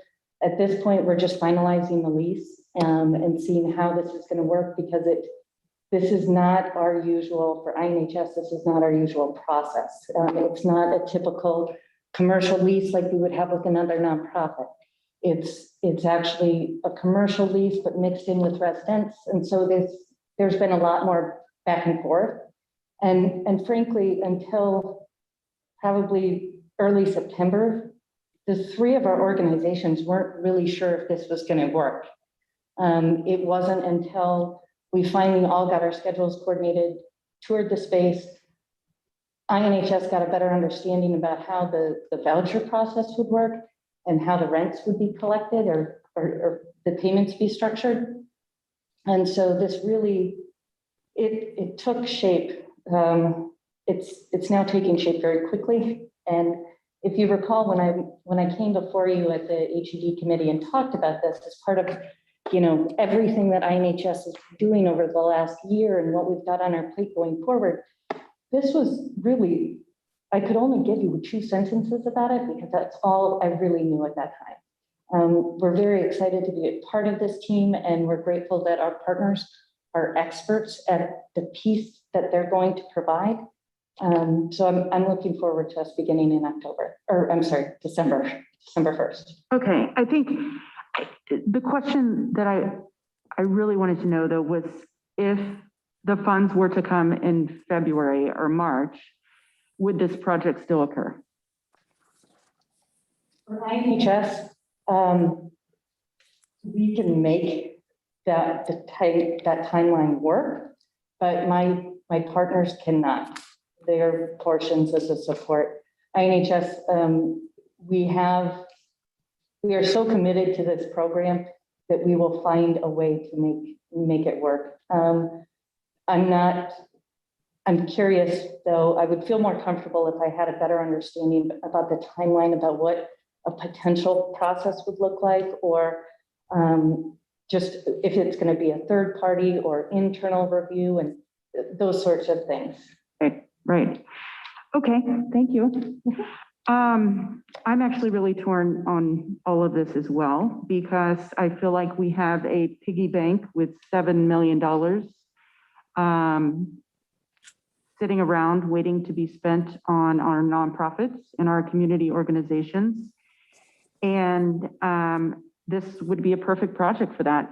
I know that we've talked about moving these recovery funds as fast as possible. I think we will probably have the RFP information out, I'm guessing next week. We'll open it up for 30 days. I mean, the process is slow because we're trying to figure it out. We're trying to basically recreate a process. But I think we also are trying to do process. And I think we're valuing that and we're taking our time because that is a lot of money and we want to make sure that it gets out to the right agencies. Rich brought up an interesting idea via email and earlier today in our meeting to actually use these rescue funds and to supplement those rescue funds as part of our budget to approve these OTRs. While I think that is a wonderful idea, the part that I have a really hard problem with is that it allows these agencies to skip in the line. And I realize that people that have come forth in the OTR process thought that it was one way, and some people are on a time frame for getting these projects done. So I'm struggling with this vote, is where I'm at. Okay, I have Martha, then Mike Lane, then Mike Sigler, then Rich. Could we see the gallery? I think, I want to know if Deb Dietrich is here. That's, Deb, I don't see Deb. All right, well, I will then share what she told me. They have people ready to go. OAR has been recruiting people, looking for people who would be a good fit. There's time spent in vetting folks, making sure people are willing. It's not just, are you going to rent an apartment, a room in an apartment, but are you going to profitably contribute? Are you going to sign on to sort of the various expectations of the program? So it takes a while to get people going, but they've been working on that. They've been getting furniture from Finger Lakes Reuse. Their shed is full of furniture, ready to move into the houses immediately.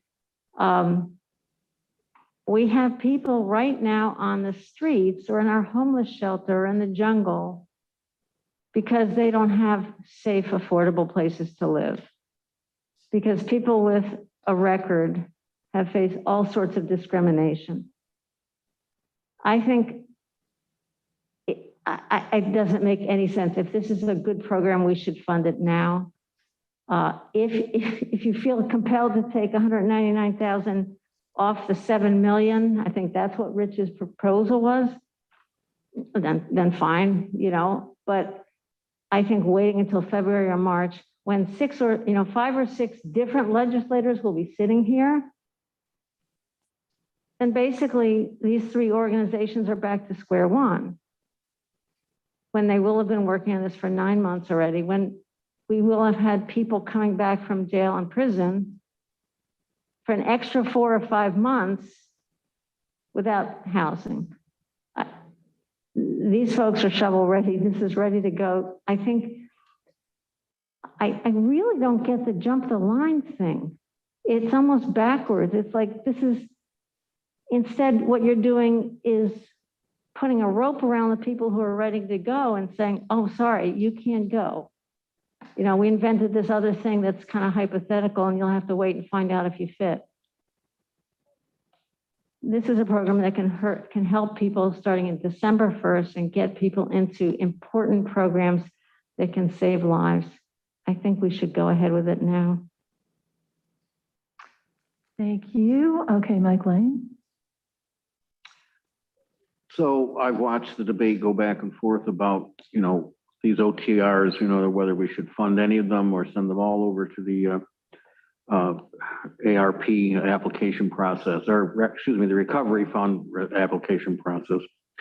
I'm neither one way or the other. I said I'd like to look at these on a case-by-case basis. On this one, we're talking about something that we have needed for a long, long time. And we've made some steps toward it. And that is basically, quote unquote, halfway houses. We were talking about this years ago when we were beginning the first of many alternatives to incarceration programs. We did things like day reporting. We did things like the various drug courts, for example. But we've always known of the problem of people coming out of jail and ending up right back in jail after very little time. And it's recidivism that is the problem. This is like a halfway house. OAR did it for a few people previously, and I think that was good. If we can do it for more, I think that's important. I think if this had come to us in the middle of the year, we probably would have authorized the funding out of contingency for it because it's that important. So I think it's fine that's coming to us now in budget. And I think that we ought to go ahead and approve this. If we're going to take it out of, take the money out of the recovery fund, I wouldn't have a problem with that. In my view, for example, we've already taken $1 million that should come out of the recovery fund because folks want to use that money for tax relief. And so as far as I'm concerned, that recovery fund ought to be down to $6 million at this point. So I'm going to vote for this, and that's my thinking. Thanks, Mike. Now we'll hear from the other Mike.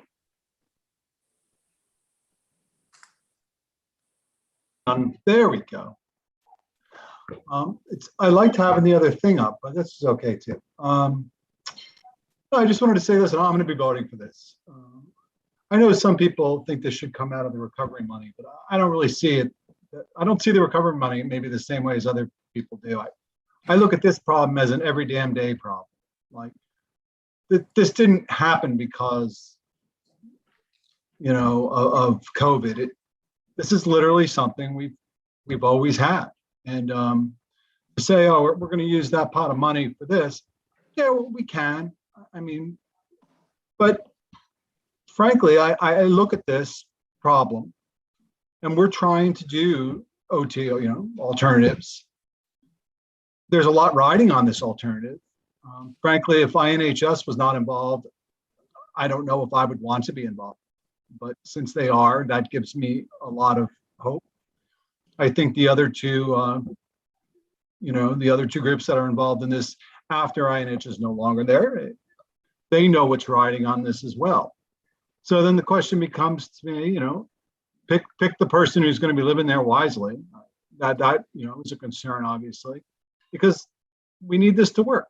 And I think if COVID never happened, we would still have this problem. This is not a problem caused by COVID. This is literally, this is a societal issue. And do we keep people in jail or do we try to put them in a halfway house and get them rehabilitated? I don't know if rehabilitation is even the right. How about instead of rehabilitation, not to commit more crime or to turn their life around or to put them back in society?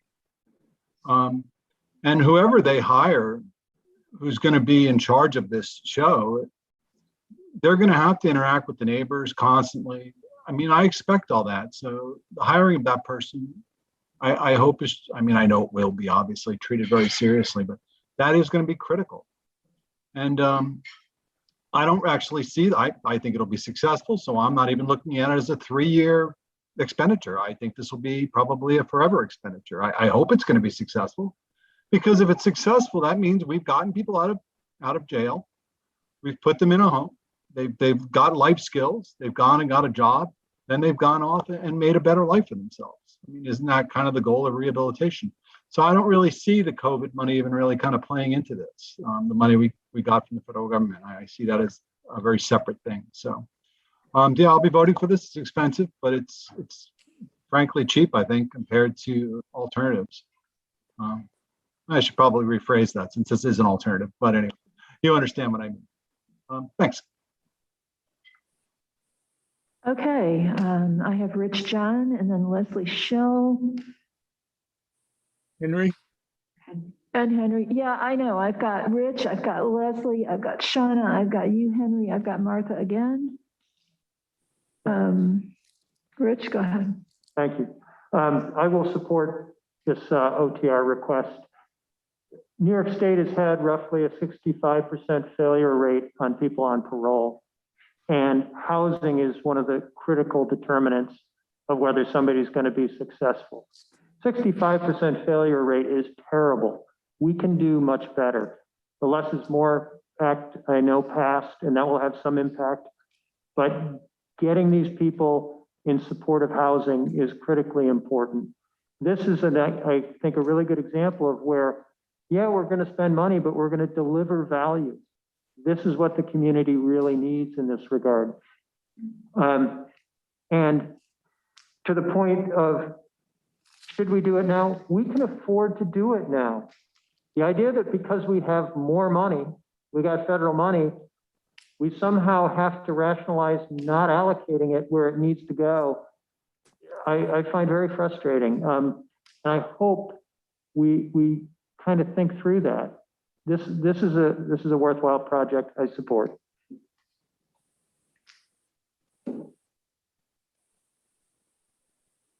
Okay, Leslie. Thank you. I agree. This is a very important project. I'm impressed at the partnership that was able to be forged here. It's not easy to align 3 organizations with 3 missions, even if they coincide in places and budgets, as well as to develop housing and provide the services and to be ready to go. We'd like that ready to go before winter. So let's keep in mind the seasonality here that was discussed. To the discussion that's broader, that this project falls within the context of, which is causing a lot of angst and kind of logistical or more of a formal problem for us for voting. You know, when the small committee worked on the recovery fund, we had the sense that some projects would be ready to go, right? We get applications, we get packets from folks all the time that have great ideas, that have well-developed portfolios of work and experience. We also know that there are folks out there that haven't done that before, but they have great ideas, and we wanted to open it up for those folks too.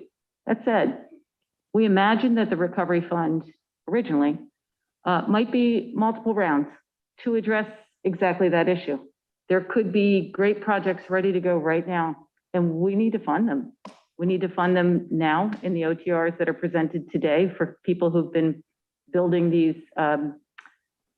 building their case and working on their programs for months in order to bring it to our budget, because they know our budget process. Not everybody does. We'll have the recovery fund to follow on to that. And if everything is in good order with our finances, I hope that that too will be a very successful program in the future and can be a model for years after, when we're in good financial position to again look out and give the community their head and let them tell us what's needed, right? Let them formulate the great ideas and the proposals for the future.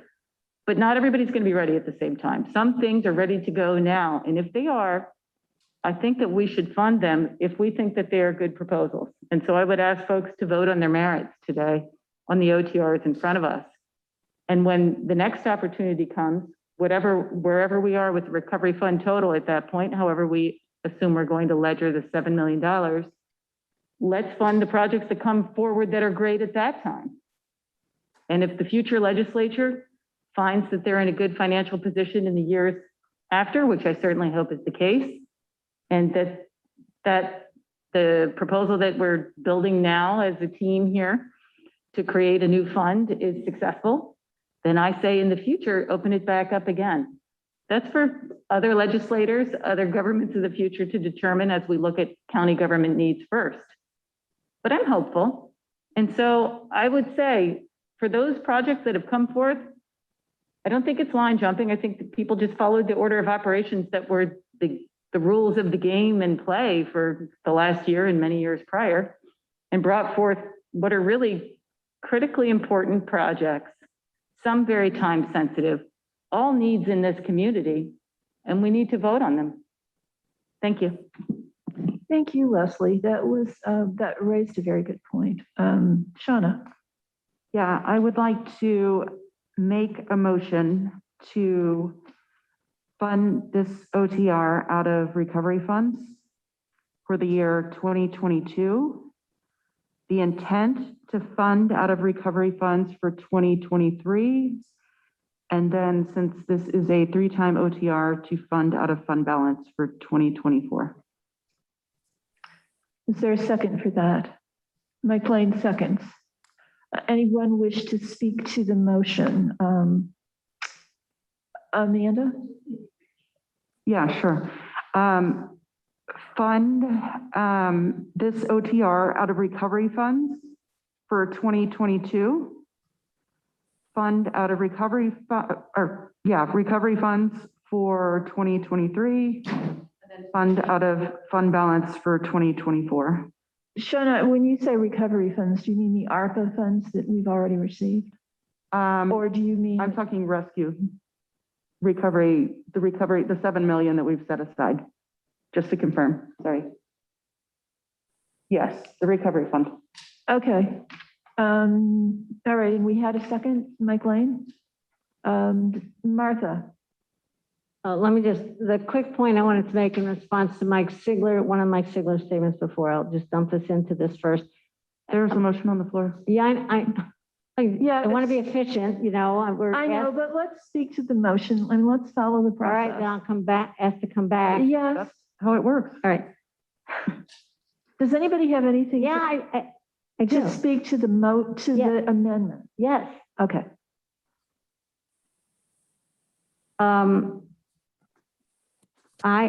This is the first I've heard anybody talk about a recovery fund in 2023. This body voted against that. So that's number one. Number two, we've heard that people are going to be on the street in the winter without this housing if we don't vote for it now. There is no recovery fund 2022. It's a hypothetical. And frankly, the classification that we should fund county OTRs. Point of information. I'm sorry, Martha, I understood her motion to be, it would get funded now, but it would draw down from the 7 million. Yes, that's exactly right. Exactly. Oh, I didn't, Yeah. okay. Yeah. So we approve it now. Yeah. It could go ahead and be funded, but the trade-off is that 199,000, that the 199,000 comes off the 7 million. Is that what you're saying? That's right. Not that they have to wait until March. No. Oh, okay. Thank you, Rich. All right. Thanking me too. Every once in a while, I'm helpful. Every once in a while. Yeah. All right. I guess, since in fact, we're not voting on the second and third year funding anyway, I hear you. Okay. I think it's important to note also for this OTR that the intent is there to have this come out of the recovery fund for 2023 as well. We don't know what future legislatures will do. However, we can put it out there, and then assuming that we're going to do this for 3 years, have it come out of fund balance. Okay. I hope y'all do a second or a third recovery fund, but so, okay, does that, let me ask Dan if that's a thing. Does that work? Is there a way to make that work? Sorry, you speaking, this Dan, me? Yes. Yes, Okay, Dan. sorry. Mysterious Dan. Other Dan. So if correct me if I'm wrong, but essentially it would just be, it would be the same. We would just take a deduction off of the future recovery fund. Right. So in other words, when we get around to figuring out what we have available for the community recovery plan, we will deduct out this $199,000. I think. Yeah.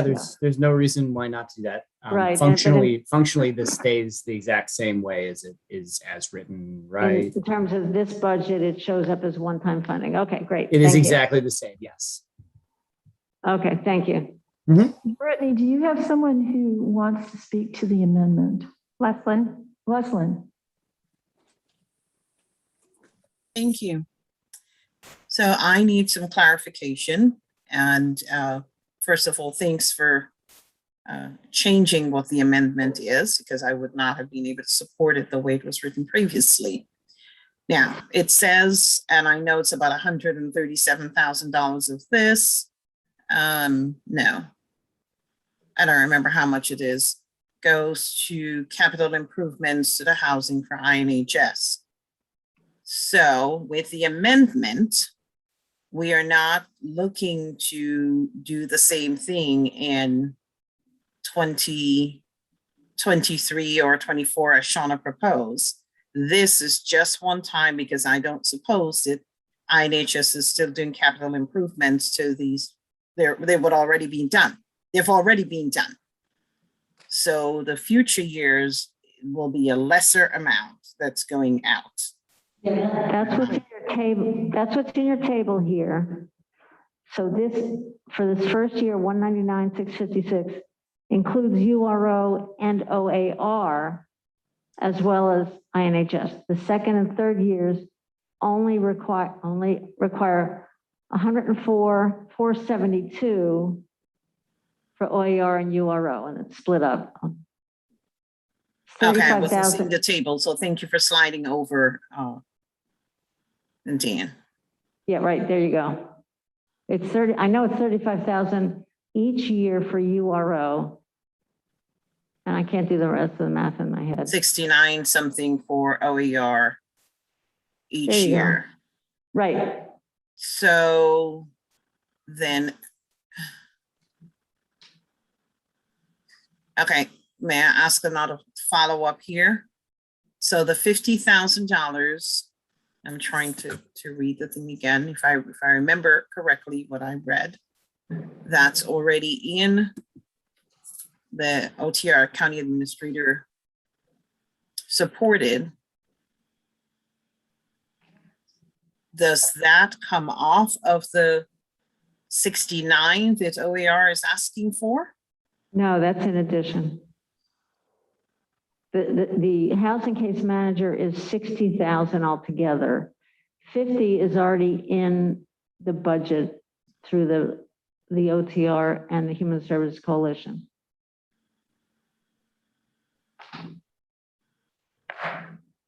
That just confused me even more, Martha. If 60,000 is what's needed and 50 is in the budget, then why?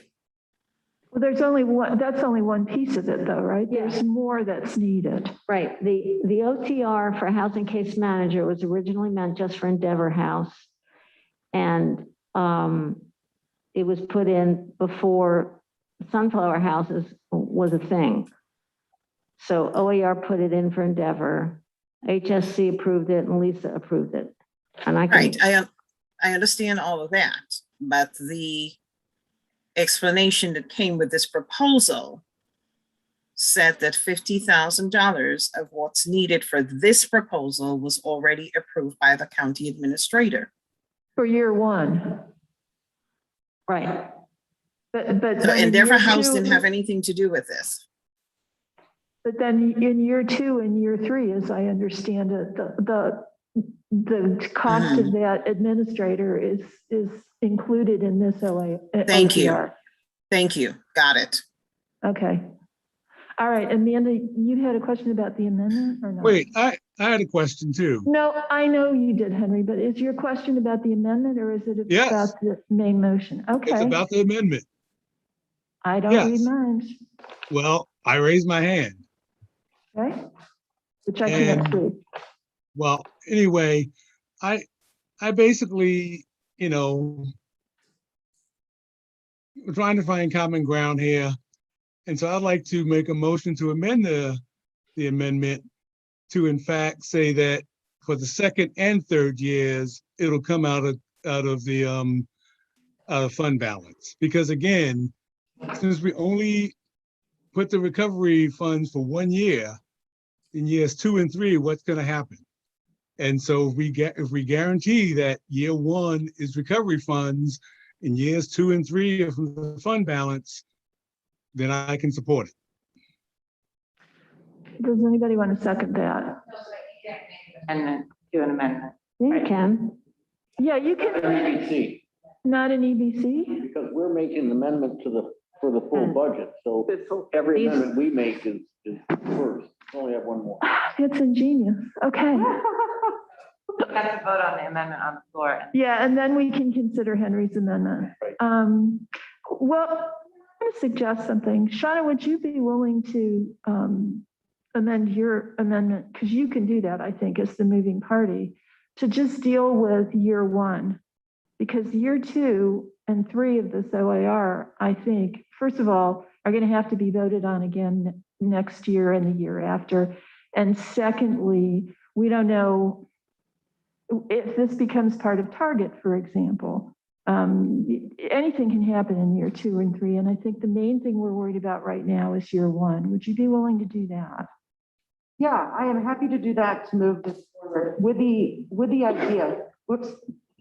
I'm happy to do that with the idea of moving this forward with the idea that I do in fact hope that the legislators that will be here over the next 2 years will support a program. We should never put a program out there for 1 year because you cannot have results after 1 year. So for those of you that will be here next year and the next year, I hope you remember this day. Okay, so the amendment on the floor is simply that the first year of this OTR will be charged against the community recovery plan when we actually know how much that's going to be. Does everyone understand that? All right, cool. Are we ready to vote on Shauna's amendment? And then I guess we'll have to consider Henry's amendment if he wants to make it. All right. Kathy? Shauna Black, Yes. Amanda Champion, Yes. Henry Grandison, Yes. Rich John, Yes. Dan Klein, Yes. Ann Corman, Yes. Mike Lane, Yes. Lesley McBean Claiborne, Yes.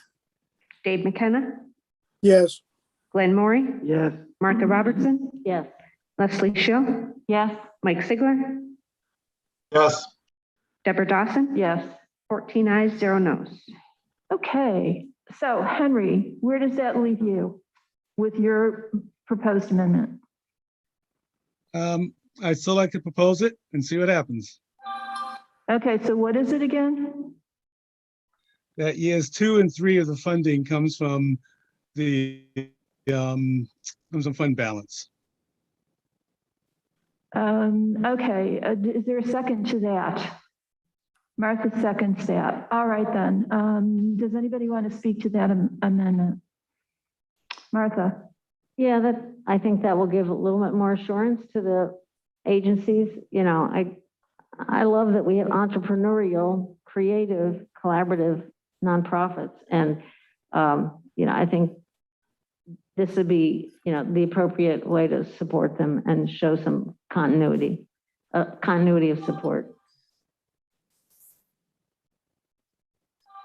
Okay, so let me ask a question. I see you, Brittany. My experience with our multi-year OTRs in the past has always been that we end up having to vote on the second and third years as part of those budget processes anyway. So not that I particularly object to the proposal that Henry's given us and that you've articulated, Martha, but I'm not sure how much assurance that necessarily gives, because a subsequent legislature can always change its mind. So I just, you know, I want that caveat to be clear to everyone. And not that I would want to change it. I really do understand how worthwhile this program is and how badly needed it is. Martha, you have your hand up again. Yeah, I think Henry, the intention is that sort of to put this into the normal OTR process for the 2023 budget, if I understand correctly. And I think that's a smart thing to do. Okay, does anybody else have anything else they want to say about this? Leslie, and then Henry, is your hand up again? Yes, it is. Okay, so Leslie and then Henry. I just want to know before we vote what the actual difference between the two is. I want to make sure I understand. I think it's just designating where the money officially is going to be coming from. Henry? Yes, that's my goal, is to make sure the money is not just going to be a 1 year and then sort of say, oh, well, we don't know where the money's coming from. We have to figure it out. That the money will be set where it's coming from, and that again, it gives more assurances to the organizations that, again, that we at least have set up funding. So if the legislator wants to remove it, then they have to physically vote to remove it, not to just do nothing or something like that. Again, they have to physically vote to remove the funding from in future years. Okay, Martha, you had your hand up? Yeah, just quickly, again, it's just 104,000 and change. We don't have a 2023 recovery fund. Right, I understand. Yeah, I mean, so we specifically voted against doing that, so I don't know how we would even make that commitment. Okay. thank Okay. you. Amanda? Well, I would just note that in my limited experience, the OTRs that are numerous years generally get baked into the county administrator's full budget. Right. So a subsequent legislature would have to decide this is something we want to take out and go through that process. Right. But actually, if it's recovery fund, not so, because there isn't a 2023 recovery fund. Henry's proposing a fund balance. Right, okay. Okay, anybody else? Brittany, do you have somebody? Leslin. Okay, Leslin? And Lisa. And Lisa.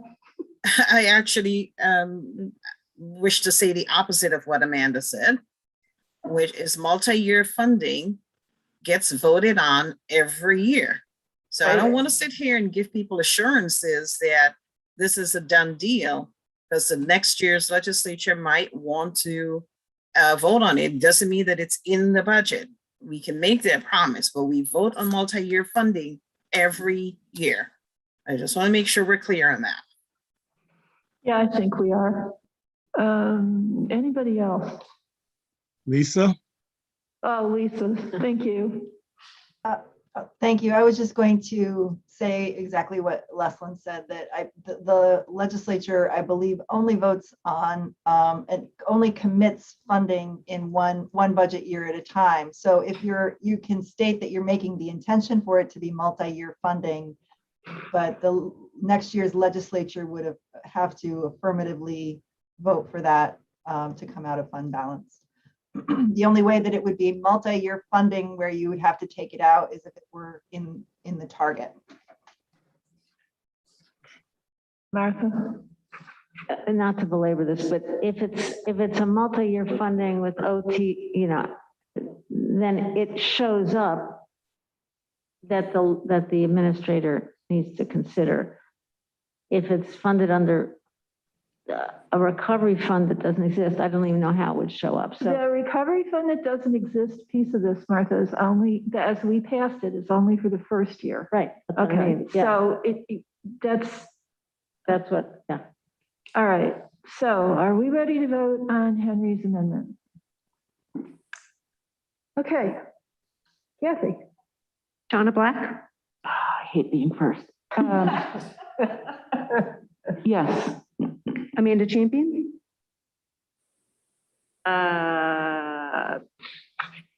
Yes. Henry Grandison, Yes. Rich John, Yes. Dan Klein, Yes. Ann Corman, Yes. Mike Lane, Yes. Leslin McBean Claiborne, No, Dave McKenna, yes, Glenn Maury, Yes. Martha Robertson, Yes. Leslie Show, Yes. Mike Sigler, yes, Deborah Dawson, Yes. and 13 ayes, 1 no. Shauna, you trendsetter, you. Okay, so now we're back to the main motion, I think, which is that we're going to have a 3-year OTR for this project. The first year of it is going to be charged against the community recovery plan when that plan is created. And the second and third year of it will come out of fund balance. Martha? Just a little bit I wanted to say before. I think Mike Sigler said something about INHS will be out of this after the first year. I don't know that he, Johanna left. Okay, She's out of the room. okay, I'll still say, I would say it if she were in front, in the room. They're gonna continue to manage the house, the Right. physical house. OAR will have the lease with them. So they manage the house, OAR and URO manage the people. They're the owners and OAR and URO are the tenants. Okay, They're not out of it. all right. So are we ready to? wait, point of order then. So why doesn't that show up in the funding? I was just literally looking at the lines in the funding. Well, the funding, it doesn't really show up in the funding, Mike, because we're simply underwriting the costs of URO and OAR's management, and the rents come from, I don't know where. About vouchers. Yeah. Okay, okay, I got it. Thanks. Okay. Kathy? Okay. Shauna Black, Yes. Amanda Champion, Henry Grandison. Yes. Deborah, I had my hand up. I was trying to ask a question and say something before the vote. Okay. Allowed in the rules. You know what? Just go ahead. Go ahead with the vote. Don't worry about it. Just go ahead. Is that? Rich Shan, Yes. Dan Klein, Yes. Ann Corman, Yes. Mike Lane, Yes. Lesley McBean Claiborne, Yes. Dave McKenna, yes, Glenn Maury, Yes. Robertson, Yes. Leslie Show, Yes. Mike Sigler, Yes. Deborah Dawson, Yes. 14 ayes, 0 noes. Okay, Leslie, do you want to say what you were going to say? No, ma'am.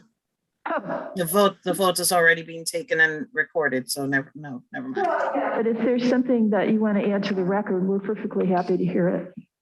That's fine. I'm fine. Thank you. All right, thank you. Okay, can we do one more? 5 more.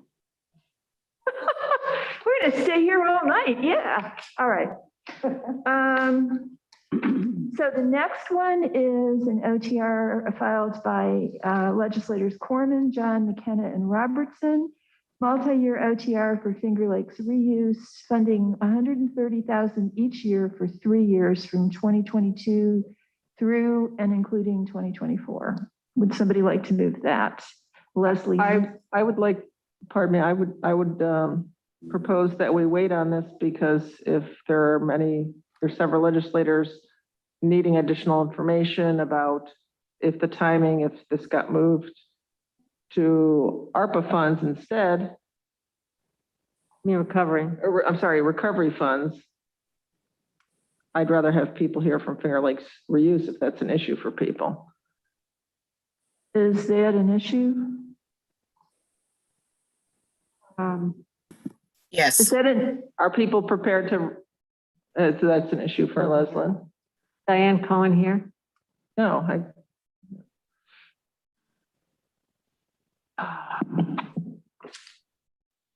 so that's the question I was.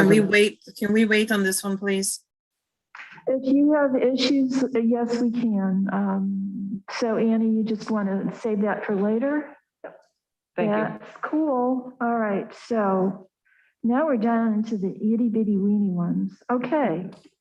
We've got an OTR from legislators Dawson, McBean, Claiborne, and Black for $100,000 for a countywide compensation study. Shauna moves that. Can I get a second from someone? Dan Klein seconds. Shauna, I'm going to let you speak to this one. Okay. We have been talking about doing this almost all year, and I think it is time to back that up with some financial commitment from the county in order for us to move forward with the countywide compensation study. The one thing that I would ask with this and add to this is if we could actually allocate those funds as soon as possible so that we can put an RFP out in order to recruit firms to do this compensation study. Mike Lane and then Martha. I just don't understand. If we pass this as an OTR, then it's not going to become available until January. Would it be better to bring it as a contingent request to the full legislature? We have done it before where we've released funds early. Why don't we ask Lisa or Dan? It depends upon when the study commences and the terms negotiated by the firm that is going to do the study. So if we have an RFP that is going to be released and then we select a firm. It's going to depend on that timing. And I would just need to connect with Ruby on that, whether that's going to fall in 2021 or 2022, the payment. Martha. I'm sympathetic to the idea of moving things up, you know, in before January in certain cases. However, our Human Resources Department is Kind of busy. and I think the absolute top priority should have been since April, the search for a county administrator. So I wouldn't want to put anything in front of that or even at the same time, because I think that search really necessarily will take time from staff. And I think this one, you know, a month or two later is not going to be critical. I think it's really important that the county administrator search be priority and this not get in the way. But I'm going to support this, but not to try to rush it.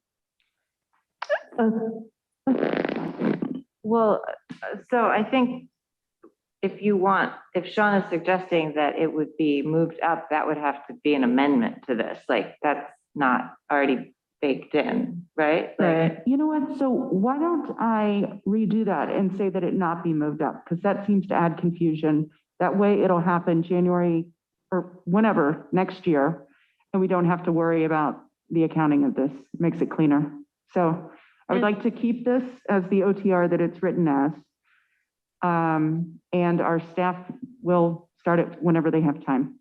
Okay, did we actually have a second for that? Yes. Yes. Okay, Dan. terrific. Okay.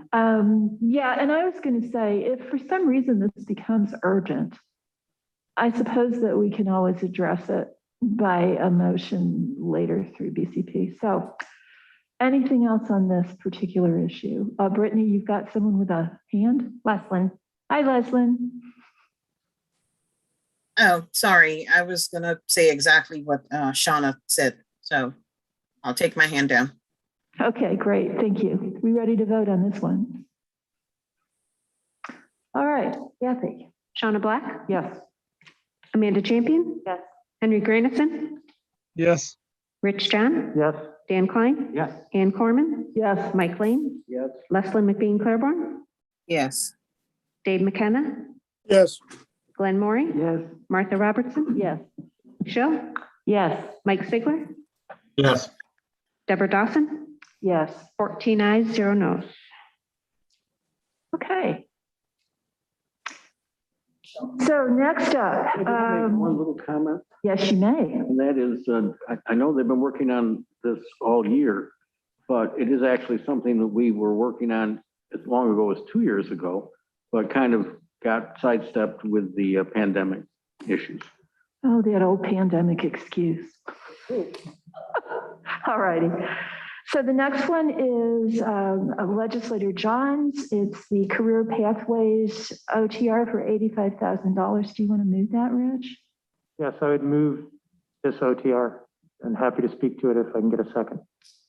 Martha seconds. Okay, Rich, go ahead. The Career Pathways is a collaborative effort by a large number of community agencies to try to work together to address employment for the most marginalized in our community. Like the Sunflower House, it involves different agencies working together to try to put their expertise into a slot where it's needed. And what we found is that while there's been a lot of really goodwill and hard work, we haven't had a great level of success in getting people all the way through to gainful employment. And the idea of the Career Pathways is to try to do a supportive process to allow people to overcome all the barriers to get from being unemployed or chronically underemployed to employment.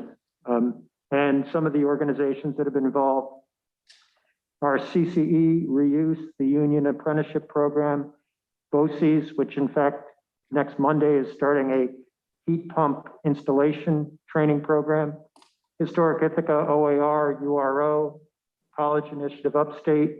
The Chamber of Commerce has participated as well as Tompkins Workforce. I think this is a really worthwhile and cost-efficient way to try to improve the pipeline for these people to get from unemployed to employed. Thank you. Thanks, Rich. Shauna? I would like to make a motion that this come out of the recovery fund. I would consider that friendly. You mean to be charged against it, the way, Right. not to wait for it? Nope, that's Same right. Yeah, idea. so Okay. these future amendments should be charged against and not. That's right. Okay. Yep. All right, Brittany has someone with a hand up. Henry? Henry? Yes, Rich, you talk about that employment is an issue, but the program's been going for what, a year? I mean, what's been some of the major hurdles that basically that Yes? I don't believe the seconder said if it was friendly or not, and I do not find it friendly, so I think we need to have a vote. Okay. All right. Does anybody want to speak to the amendment? So I'll motion. Maybe a second to my motion, right? Right. Right. Okay. Okay, so we're going to discuss the Shauna's amendment. Who seconded Shauna's amendment? I don't have one. Mike Lane. Mike? I think the amendment makes sense. This is what I talked about, looking on these as a case-by-case basis. This is a one-time request here for this money. It's about a lot of agencies that do a lot of good for people. This is what our recovery funds ought to be used for. And I just think it makes a lot of sense from based on what Shauna is suggesting. Amanda? So I think Mike Sigler said something very interesting. Thank you, Mike.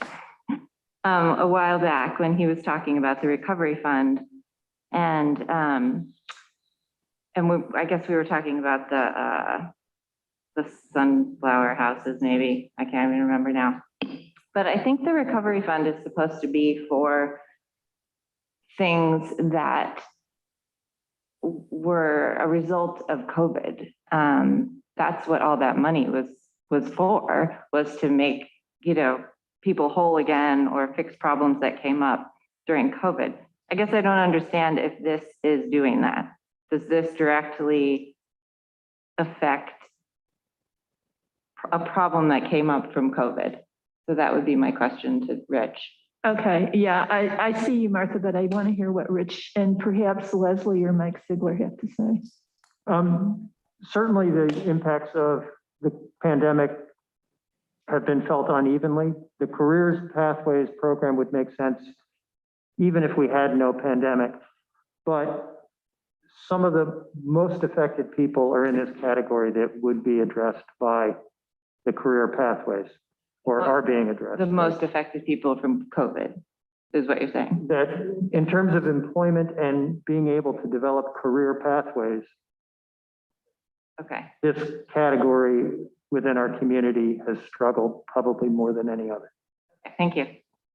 Okay, is it Henry or Leslie? Henry. Yes, I thought also that the recovery fund is supposed to be used for innovative programming. How does this program innovate? Basically, since it's already been funded last year. Well, it continues it, but it is, I would categorize this as a highly innovative program in that we've had lots of really hard effort by individual agencies trying to address this issue. And at the same time, we see county employers saying, we can't find qualified people to work with us. And this is trying to address that specific issue in a very different direction. So I'd say it's innovative in that way, Henry. Okay, does that answer your question, Henry, or do you have more questions? I don't have any more questions. Okay, so I have Martha, I have Leslie, and if there's somebody else on there, Brittany, Leslin. Leslin. Okay. Yes. Nice quote, Mike. Yeah, even a broken clock is right twice a day, Mike. Is my turn? I just wonder if we could go back to the gallery screen. Yeah, maybe we could go back to the gallery screen for the purpose of these discussions, so I'm not, stumbling around in the dark.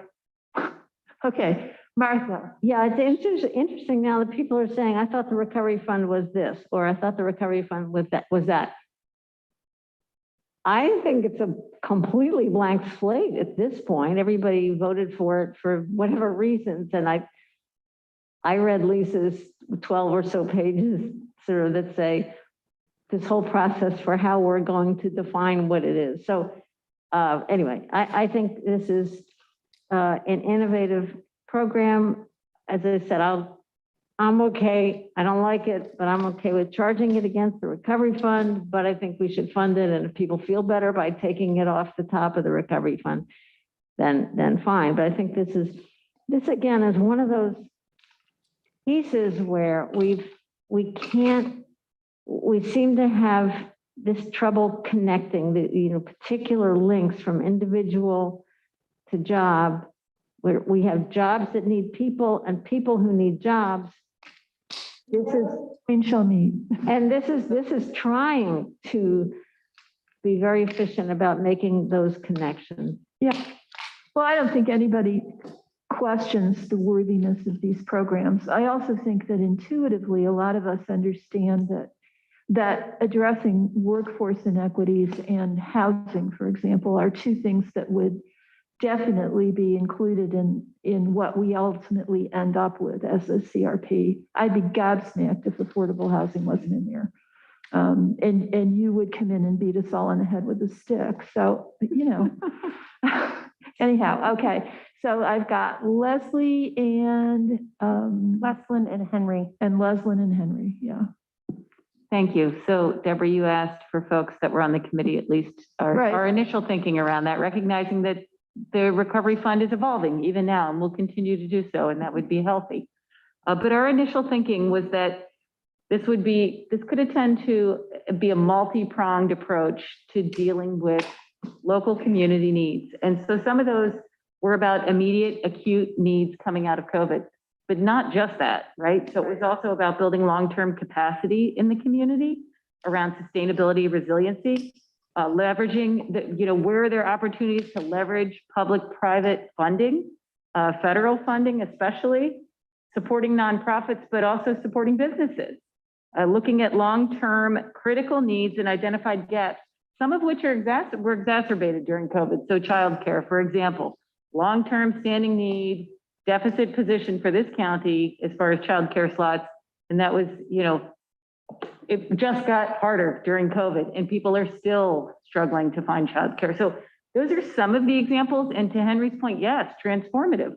What can we actually seed here with this fund that will help grow even more, right?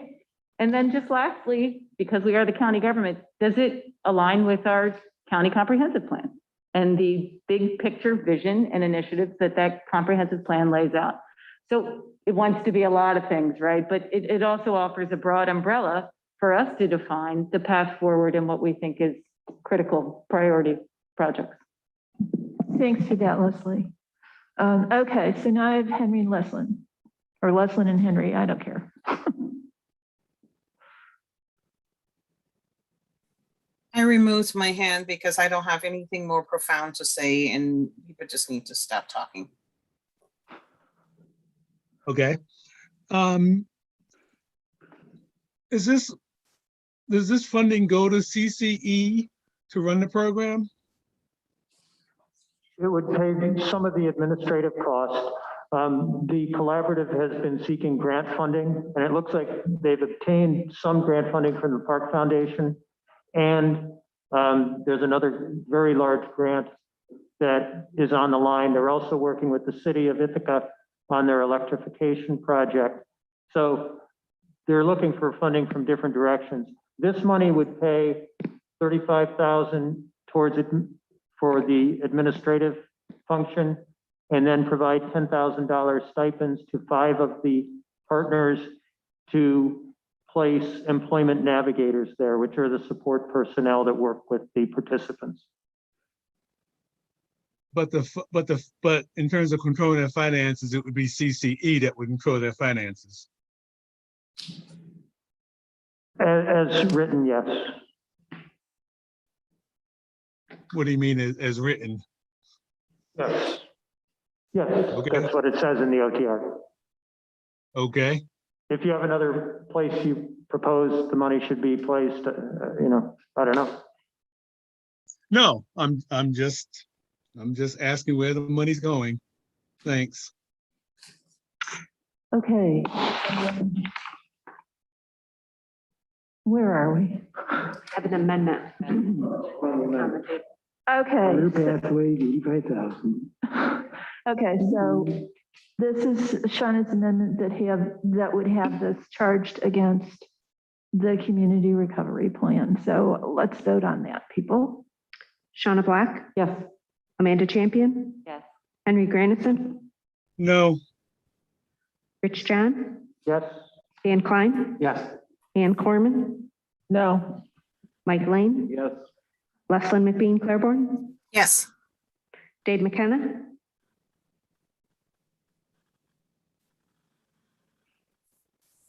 Sorry. Yes. Glenn Maury, Yes. Dr. Robertson, Yes. Leslie Shook, Yes. Mike Ziegler, Yes. Deborah Dawson, Yes. with 12 ayes, 2 noes. Okay. Moving on to a consultant study of county. No, that was just on the amendment. No, It was an amendment. that was just the amendment. I'm sorry. Did we get a break? Let's finish this. We got to vote on the. Yeah, we've got to vote. Sorry. Right, but it's been almost 3 hours. I have no idea how much I want this to be over. Okay. All right. So are we ready to vote on the main OTR? All right. Kathy. Shauna Black, Yes. Amanda Champion, Henry Grandison, No. Rich John, Yes. Dan Klein, Yes. Ann Corman, Yes. Mike Lane, Yes. Leslyn McBean Claiborne, Yes. Dave McKenna, Yes. Glenn Maury, Yes. Martha Robertson, Yes. Leslie Show, Yes. Mike Ziegler, Yes. Deborah Dawson, Yes. 13 ayes, 1 no. Okay, now we're Information. point of information. Okay. How long did you expect to go tonight? Well, we were supposed to go till 7:30. I think that we can address at least the consultant study of countywide code enforcement, and then I will take your temperature on how much longer you might want to go tonight, reminding everyone that we will still have to meet again tomorrow because Annie has pulled the member filed on the OTR for Finger Lakes reuse. So even if we got through everything tonight, we'd still have to come back. Okay. Martha, you have your hand up? Yeah, I'd like to make a motion that's a little different from what you're about to suggest. All right. Let me try it. I would like to move the consultant study OTR plus the historian plus the advisory board priorities plus the poet laureate. What do we think? If I can get them all in there. Yes. Yes, I think that's a great idea, Martha. Can you repeat that for the sake of the minutes? Say what? I was seconding it. Oh, okay. So Okay, what, Leslie seconding? The motion is. What's the motion? Okay, the motion is the 75,000 one time for the consultant study, in addition to the 10,000 target for the historian. These are at the bottom now. And the 2695 for advisory board priorities plus the poet laureate at 2,000. So that's one motion, all four. Plus Finger Lakes Street. No. Nice try, Annie. Too bad you pulled it. Okay, so that motion has been made and seconded. And Mike, did you have something? I want to talk about it. The countywide. I guess I'm not totally convinced yet that we need to go ahead with the consultant study for the countywide code enforcement. I don't have a good feeling of what the municipalities want here. I question whether they will want a countywide code enforcement, having gone through it with the state being the code enforcer when they first passed the things many years ago, the building codes many years ago. And so I'm not saying I would be opposed to it if that's what they want, but I don't want us to step into land use issues with the city and the towns and the villages unless they're asking us to do that. Well, I think, wouldn't that be part of what the study would tell us? Yeah, Martha? yeah, the whole idea is to study it without prejudice, without knowing what the outcome would be. And a big part of the study would be, in fact, to interview municipal officials, the elected officials, the planning, the current code officers, et cetera. So the Tioga County study that I sent around, that HED discussed last meeting, did all that. And it's a really elegant study, sort of reviewing different options, sort of a menu of options that counties could pursue. And I think there are 8 or more counties that already do have code enforcement at county level. But there are a lot of different flavors for how you would solve this problem. And I'm not proposing, and I'll just say the start came from the Lansing code officer, CJ Randall, who proposed this, who raised this at, I think it was the January or February Planning Advisory Board meeting. Jay Franklin jumped on it, so I'm glad Jay was, the gallery went away. Jay was here on the meeting. He saw a lot of different, he came to HED and saw a lot of different benefits to it. So based on the HED conversation, I got this topic added to the TCOG agenda for October 28th. Same day, we're going to talk about it again at HED because CJ couldn't come to the last meeting. So, Mike, I'm not suggesting this as checking a box and then we're going to do it, because I'm not even sure what it is. That's the point, is to study what the options are and do all the relevant interviews and see what fits best for Tompkins County. Okay, I know that Shauna has a question, Dan has a question. Does Henry have a question? But before that, I'd like to ask. Nope, he took his hand down. Oh, okay. Before I get to you all, if you permit me to ask a question of my own, have you spoken with Katie and company about their having the capacity to oversee this next year? The study? Yeah. It got put into DPS. I don't know that it has to be there. I think, Jay is interested in the idea. Maybe Okay. it would feel better there. So it got put into DPS on the list, and I didn't go back and forth to check on whether that was the right idea, but I would expect it would be a joint project. My only concern about this, I mean, I think it's something that's sorely needed, but my only concern about this is that they're still down one, and I know that they've got a pretty full plate. So, yeah. Right, but there's, the Tioga study is a great model. This might be a lot less labor intensive than, say, the broadband study. So. Okay, all right, thank you. So I've got Shauna and Dan and Lisa. All right, well, let's hear from Lisa first. Thank you. And I just wanted to say, I believe Katie is on tonight and Jay is or was. This was discussed with both of them.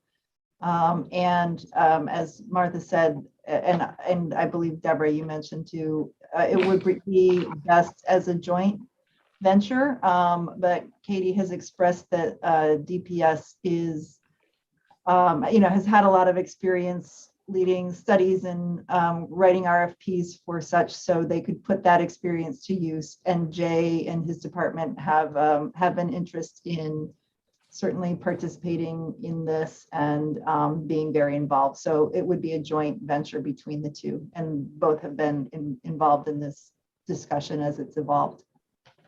And they're agreeable? Yes. Okay. All right. So now I've got Shauna and then Dan. And do I have somebody else, Brittany? Leslin. Okay. Shauna, Dan, Leslin. That was my question. I'm set. Thank you. Dan? Not sure how to put this between a question and a comment.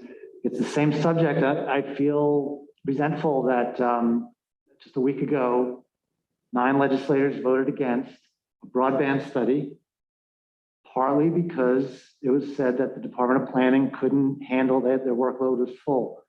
That was something we agreed to last year, and so we wiped that off their work plan, and now we're putting something else in the work plan, and I don't feel good about that. That's my comment. Okay, Leslie. Deborah, my question was answered to by Lisa about the planning being able to take this on. So I'm fine. Okay, and thank you, Dan. Mike? I'd like to move to separate the proposal for the joint study or for the consultant for the study of this from the other two. I'll second it. The other 3, I put them together with 3 others. Yeah, okay, so, all right, so let's vote on this motion to separate this from the others. I have Katie has her hand up. Katie? Yeah, I'd just like to speak.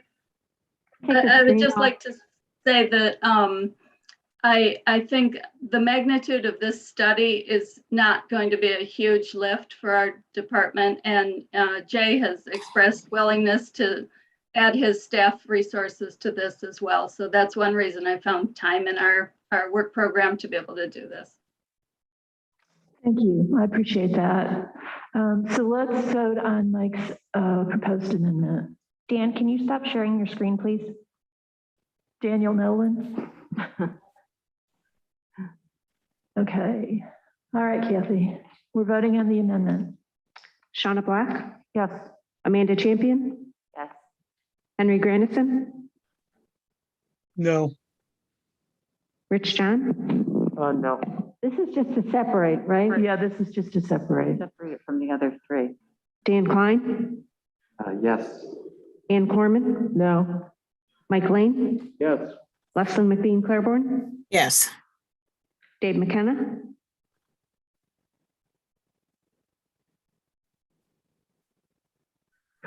Did it again. Sorry about that.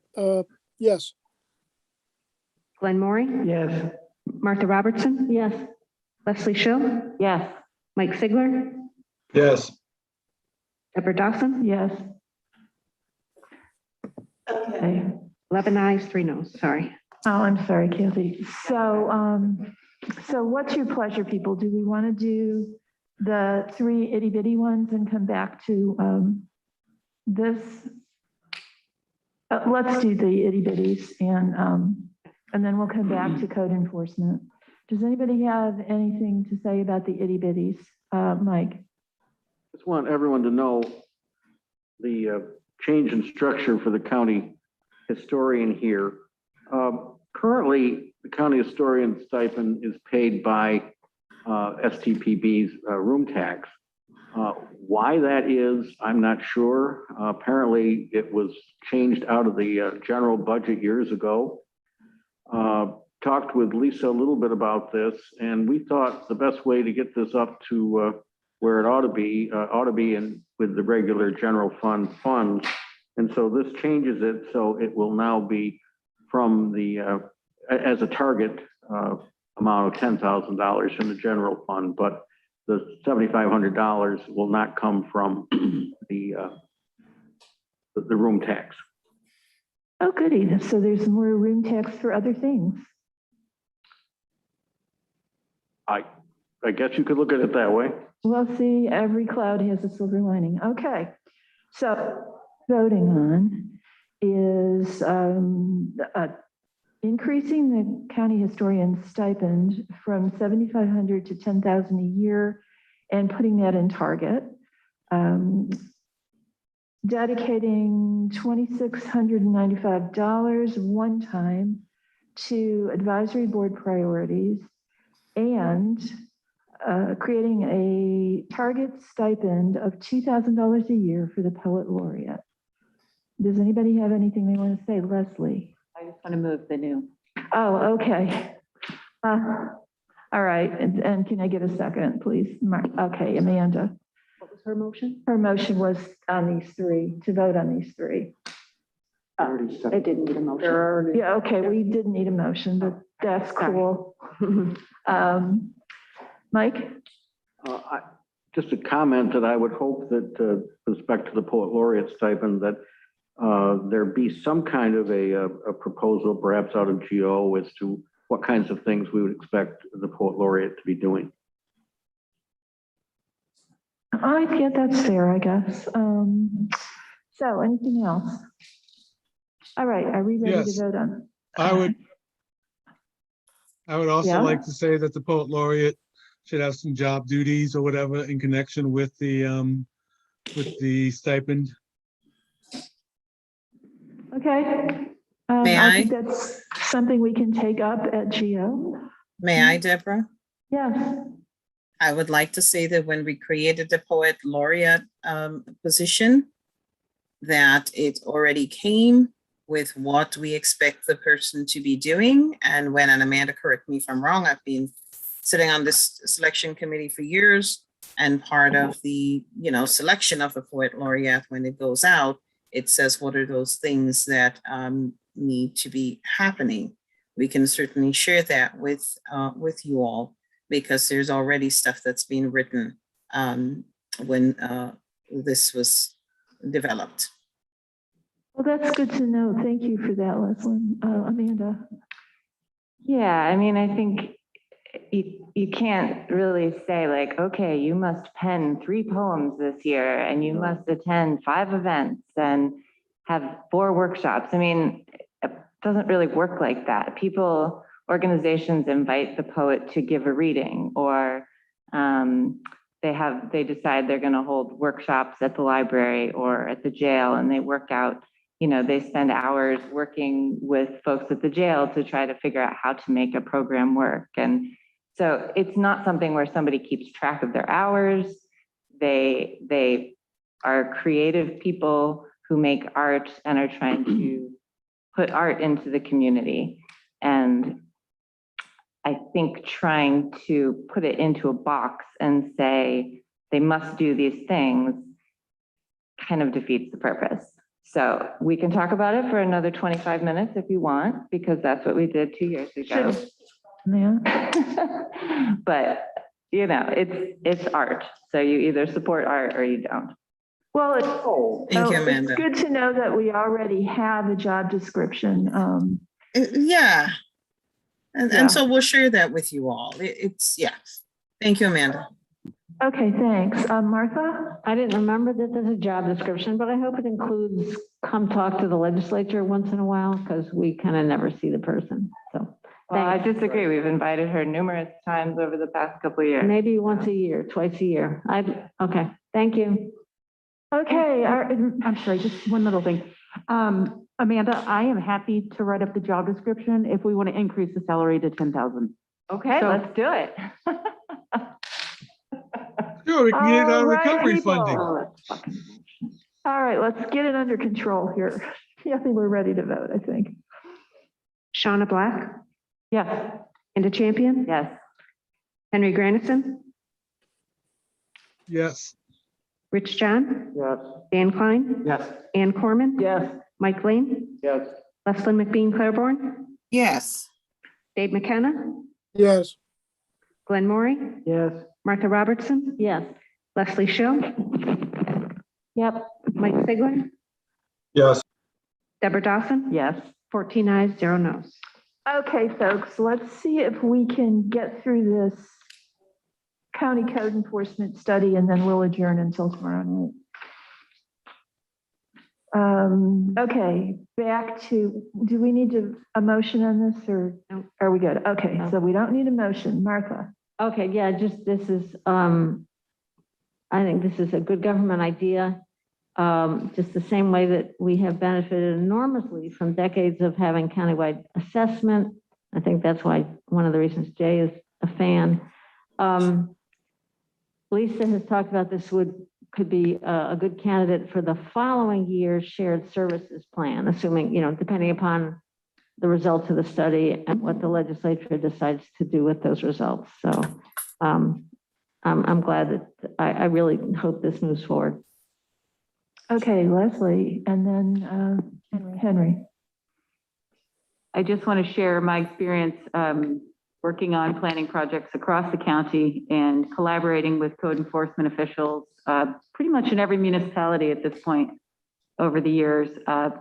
I have great respect for the work they do. I will say different municipalities have different levels of access to staffing, full-time staff or part-time staff to complete much needed code reviews so that, you know, folks can get their home improved, or that you can put a driveway in some cases, or a fence. And that what we've seen over time is that it's been harder and harder to find new code officials, and that our code officials, much like our county government and the rest of our population, is aging. And our code is getting more complicated, whether it be building code, whether it be a new Ithaca green building code, energy add-on supplement to our energy code in New York State, or if it's fire code has also become recently more complex. And so looking at how we can best serve our public by thinking about if there's an opportunity for shared resource or creating specialties, I think would be helpful. We've certainly seen challenges in the downtown area in the city of Ithaca, as well as now the growing town of Ithaca. When big projects come, having enough code enforcement officials on hand to review projects, and so to keep projects moving and to not cause delays in needed housing development or otherwise. So I'm supportive of studying and figuring out what is the best approach. That said, all the municipalities are definitely going to have to weigh in. It's, you know, this is a local home rule, and we need to figure out where land use can coincide with building code and where that fits best in the municipalities and in the county. So thanks. Thank you. I think it's fair to say too that we're going to get different reactions from different municipalities, because I know in my village, you know, a lot of times when we start talking about changing the code, the question becomes, who's going to enforce this? I mean, we've got to staff people. It's very difficult. And then you look at a larger town that actually has a staff, their reaction is going to be very different. So the study will be useful to tell us that as well. Okay, I have Henry and then Mike Sigler. Yes, I'd like to ask Jay Franklin to address an issue that I talked to him about before, about since what I've heard is that code officials are overworked. They're basically, whether this means that we have to hire more code officials, or what's the analysis, or whether it'd save us money or whatever, in terms of comparing the assessors who combine versus the code enforcers who would combine. Well, I think hopefully the study will tell us that. But I think by combining and having a bigger office, we are able to bring along entry-level positions, since you can't find a seasoned code officer. Much like we just brought on 2 assistant real property appraisers in my office with really no background. We're able to bring them in and bring them training. But definitely with the amount of new building codes that code officers have to learn, I don't want to say that they're behind, but I do talk to contractors who know they have to build in extra days that are wasted on the job as they're waiting for the code officer to come check their construction projects at various stages. So they know that they need to build in an extra week on this 3-month job. That also costs those property owners extra money when the code officer's employees are waiting for, or when the contractor's employees are waiting for the code officers to come. So it's not going to be the one size solution for everybody, but I think it's ripe and an opportune time. Where we're at right now is the same where we were back in 1968 when my office went countywide. We had a lot of people who were retiring. There weren't people coming on board. They were looking at taking part-time assessors and putting them as full-time employees. Right now, I think I'm hearing the code officers call for this, even though I don't think that they know it yet. We keep hearing that the code officers want a centralized database for code enforcement. So being able to have that same database that smaller municipalities can't afford, they'll be able to, we'll be able to afford a state-of-the-art code enforcement software. So I think it's ripe for a study to get everybody's concerns on boards, get them on the record, and see if it really does work. We deal with this in Seneca County right now with a county code enforcement office with our assessment function for the town of Covert. So we can see it happening correctly, but we won't know if it could work here unless we do that study. Thank you. Thanks, Jay. Okay, Mike Sigler and then Martha. I just wanted to, I guess, ask, I don't know who to ask this question of them. I mean, so listen, I plan to vote for this just because I'm interested in the idea. Does having a unified code enforcement, though, necessarily mean that we have a unified code? And go. Isn't that part of the study? I guess so. So yes, if that could be part of the study, that would be great. Okay, Leslie's shaking her head madly. I'm going to let her weigh in on that, and then we'll hear from Martha. I would say there's an opportunity to unify building code and to look at where New York State code is applied to building and development. I would hazard a guess that local municipalities may still want their own zoning codes that reflect the needs and character. And so there's just a difference. There's conforming to zoning code, and then there's building code. So Yeah. I think that, we'll flesh all that out in a study, but I wouldn't expect everything to fall into lockstep between municipalities. Right, and I think towns that have planners like Lansing, which is fortunate to have CJ, would still need a planner, So, yeah, Martha. Yeah, this wouldn't replace planners. Right. And nothing replaces planners. Leslie does planners. Yeah, you're indispensable. Attorneys, true. No, I'm sorry. All municipal, at the end of the study, all municipalities don't have to join in whatever it is. And, some may want to join in the database. Some may want to have county staff do the fire code, but nothing else. Or some, there really can be a menu of options that's different for every municipality. So I will resend the Tioga County study, because even if you just read the executive summary, you'll get a good feeling for it. And I think it's a timely exploration for this.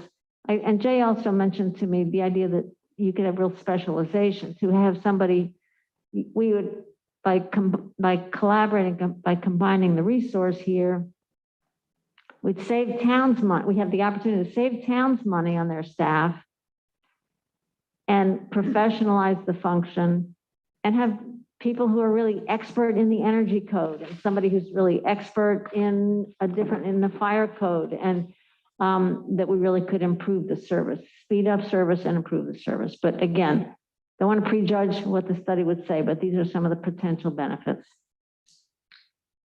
Thanks, Martha. Are we ready to vote? Yes. Wait, Annie has something?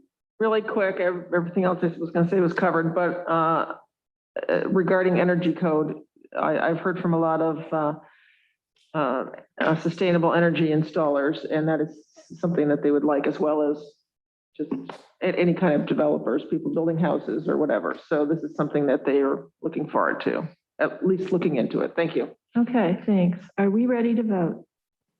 Yes. All right, Kathy. Shauna Black? Yes. Amanda Champion? Yes. Henry Grandison? Yes. Rich John? Yes. Dan Klein? Yes. Ann Corman? Yes. Mike Lane? Yes. Lesley McBean Claiborne? Yes. Dave McKenna? yes, Glenn Maury? No. Martha Robertson? Yes. Leslie Show? Yes.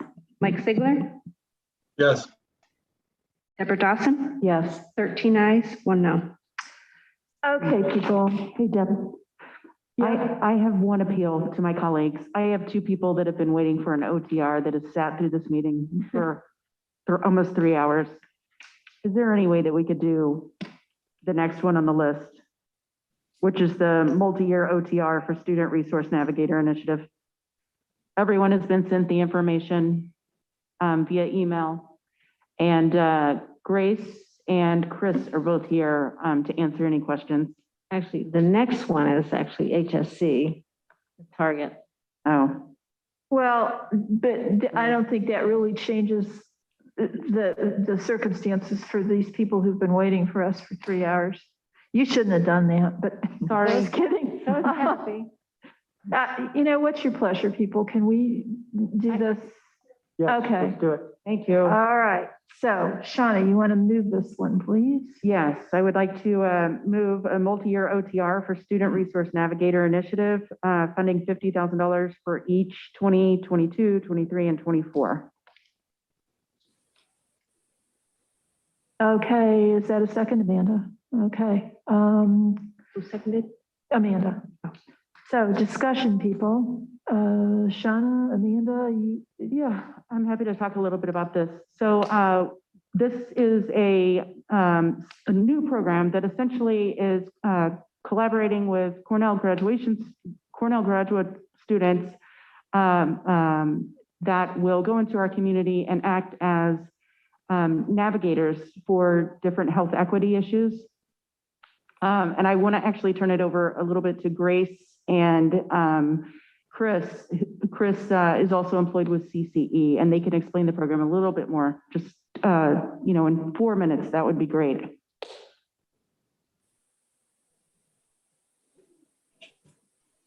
Thank you, Sean. I would defer to Grace on this. Grace, if you're there. Yeah. So this OTR is responding to data that we found that there are many existing resources that support health and well-being in the county that have been underutilized. And so the navigators that Shauna mentioned would be deployed in healthcare and community settings to help people make connections to those resources. And also crucially, we're seeing this as augmenting the capacity of the health department's community health workers, because when navigators are working with people who have complex needs, they're able to refer them to work with the community health workers. So we're seeing this in the short term as being able to increase these resource connections and have some immediate impact on people's lives. And then in the longer term, by tracking which resources are successful and which are not, we hope to get a better understanding of what the major barriers are to equitable access to health resources in our county, so that we can continue to improve as we're making changes to programs to better meet needs. questions? Martha. Yeah, I asked about, what was the title, the special $1.1 million grant we got, the public health department got for 7 student fellows and plus a coordinator. And I didn't get any, when we asked Frank what they would do, he said, well, we'll find something. He said, well, we'll bring them into COVID work first, and then we'll have them try different things in our department. It sounded really like he wasn't sure. He'd have to figure out something for them to do. And frankly, I know that having managed volunteers in the past, I know it can be actually a lot of work to try to find something productive for people to do. This seems like something that would be good to do. And we have a grant to pay for 2 years for 7 people to do something.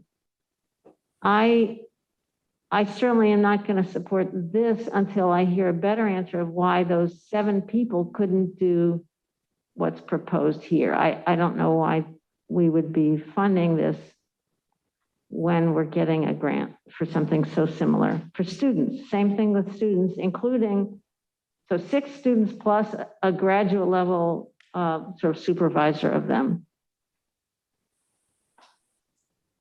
Okay, are we done? Yeah, so I guess I'm a no. Yeah, I'm happy to respond to that. So Frank specifically said that the funding for that program cannot be used for this. It was a grant program and it was very, very specific to, he didn't know a lot about exactly what the grant funding would be able to go to. This is something that these two partners have actually been working with Sam Hilson for the past few months in recognizing what the needs of the county were. And so Sam Hilson was very in support of this programming. And this is actually, they're providing specific services as far as connecting providers with the people that need their help. But Frank said he doesn't, the grant is for something very specific, but he doesn't know what it's for. He does not know how he's going to allocate the people. No, this position, the $50,000 is paying specifically for the coordination of services that Grace is going to provide. The actual students are volunteering their time and learning about public health. Okay, and presumably you've got 23 and 24 down here that we can't make that commitment. It's just a 3-year request. Okay. Right. Okay, Amanda? Well, I don't know how I do this because I'm the seconder, but I want to move to put this take this first year as a draw on the recovery fund. Just make a motion to amend. Even though I'm the That's seconder. friendly. And that's friendly. Is that unfriendly to anyone? Doesn't look like it. Okay, do we have any questions from okay. All right, so I guess we'll vote on the amendments. Mike Sigler. I had a couple questions quickly. I was wondering, so who is this going to run through? Is it going to run through Cornell? Is it going to run through our health department? And It's the other going to thing run is, through CCE, I think. well, one more question, and then you guys can just answer them all at one time. Is Cornell putting any money towards this? I mean, it's going to benefit us, obviously, but it's going to benefit primarily Cornell. So are they kicking in equal funds or something like that? Thanks, Mike. Yeah. So the question of who's this running through? So the volunteers will actually be drawn from across Cornell, and there'll be volunteers with Cougar Health Partners for various reasons. That sort of arrangement is already in place, and they'll be working. This idea, which is about really, as Grace was saying, is about connecting people up with resources that already exist. It's come out of a collaboration with Cougar Health Partners, with Cornell University, with CC, and with Tompkins County Health Department. Cornell is putting up, this is a way of leveraging the resources of Cornell, because they're going to, when you add up all the staff time and all the student hours that are going to go into this, it's a very high rate of leverage. And we have reasons for thinking that this will increase because we're drawing from diverse populations across Cornell to actually become these navigators. And as that experience becomes richer and more developed through this pilot, we expect that to expand. Similarly, for all the other entities involved, once the value proposition is proved, we anticipate that will draw in more money. This is a program that is based on ideas that have been run successfully throughout the United States. We've taken it, we've adapted it through collaboration with those partners to adapt it to Tompkins County. And that's our proposal. This is really the most effective way we can think of. And when I say we, I mean those group of collaborators to address health equity in the county at the present time.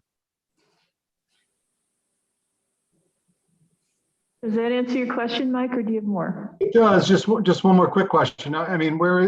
Frank's the guy that's going to be, I guess, the liaison for, or I don't know, is this going to be going through our health department at all? Like, what's the contact there, I guess? We'll be liaising a lot with the community health worker program, which you may be aware, and there are documents, there's information given in the documents around this OTR to show the value of community health workers for various communities. So we'll be aligning our work with them to support and augment their capacities and potentialities, while also working through CHP. We'll be handling sort of some of the legal side because there are some issues around students and volunteers working in healthcare sites.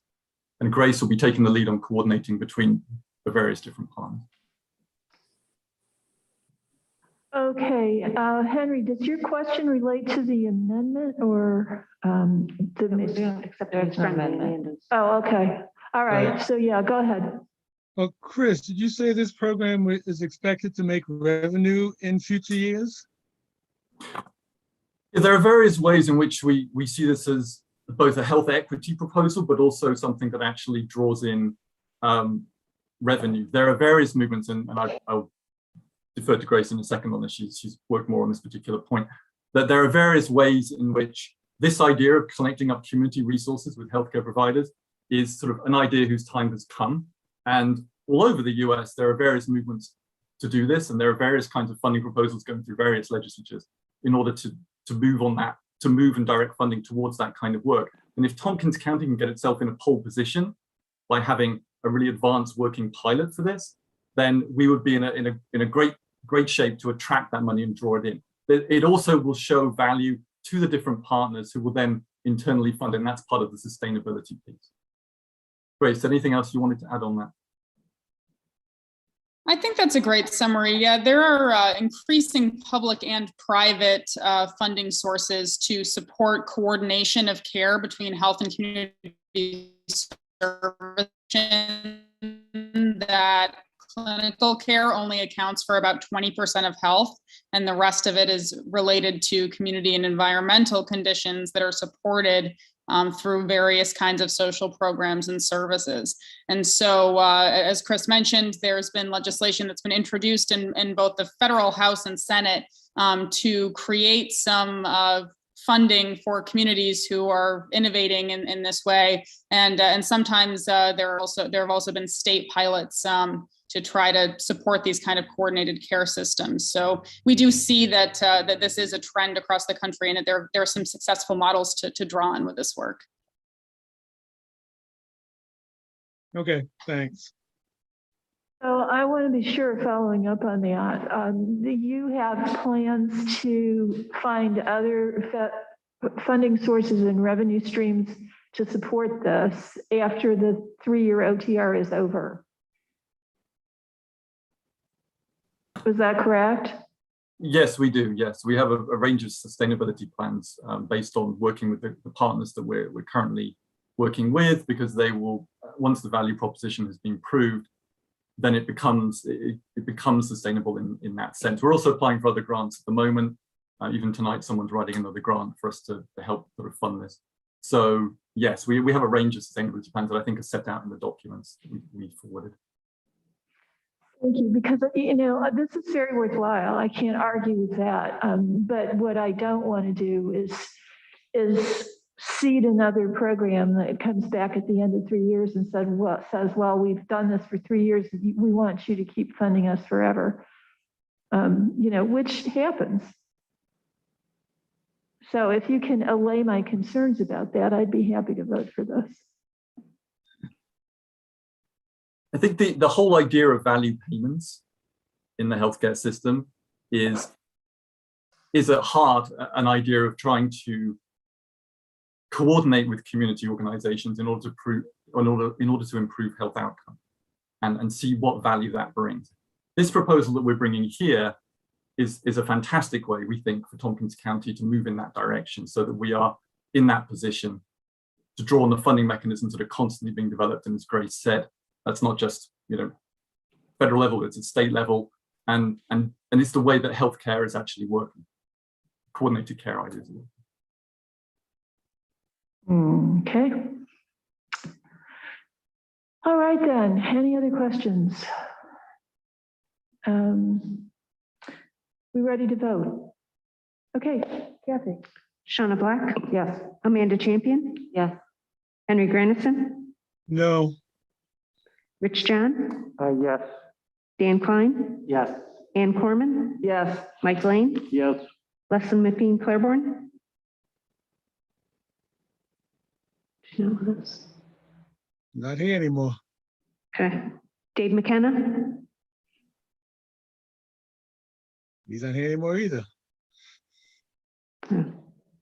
Glenn Morey, Yes. Martha Robertson, McKenna's gone? yes. Leslie Show, Yes. Mike Ziegler, Looks like he's frozen. He's asleep. They're He's- dropping think- like flies. I think he's frozen. Okay, Already sober. Oh, wait. Aye. Ziegler, it's your turn to vote. Sorry, it dropped out. Yes. Deborah Dawson, No.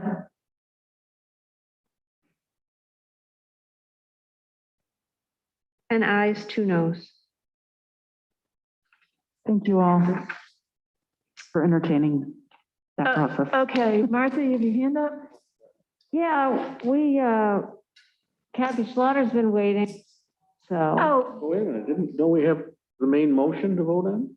no, I think that's The what we amendment was just friendly. voted on. It was a friendly Oh, that was a amendment. friendly? Okay. Yeah. All right. Don't want to vote first? Got it.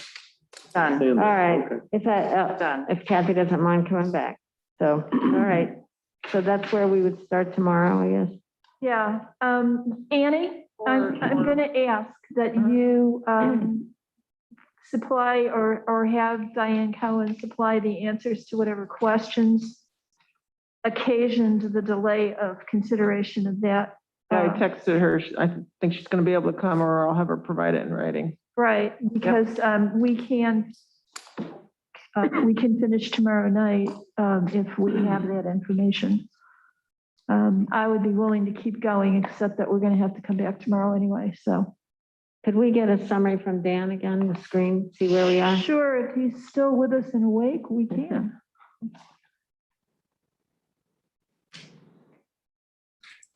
You got it. All right, let me. Deborah, could you just get the sense of the room if we could? If I could, Yeah, if we could get Diane, what's the sense on, do we want to try to finish tonight and not come back Well, tomorrow? no, we can't. We got too many different things. I just thought because Kathy was waiting here, but we have to be No, back. I want to go. Okay, so we're up to 0.02% on the levy. And where are we with fund balance? $992 and, or pardon me, $992,851. Okay. All right, does that make everyone happy? We didn't really touch target. We only did like 12,000 target tonight. Dan, could you make it bigger or zoom in on that top part? Old eyes, even bigger would be great. I need new glasses. Thank you. All righty. So let me see if I understand. The difference between the recommended draw and reserves and the amended draw and reserves would additional ding on fund balance from the things we've passed tonight. Yes, totaling basically $1 million. Okay. Thank you. Does anybody want Daniel to send us a copy of this amended before tomorrow's meeting? Yeah, I was planning on. Thank you, Daniel. We would Yep, not a problem. appreciate that. Not a problem. All right, everybody. Good. We'll see you all. We'll see you all. I gotta pee.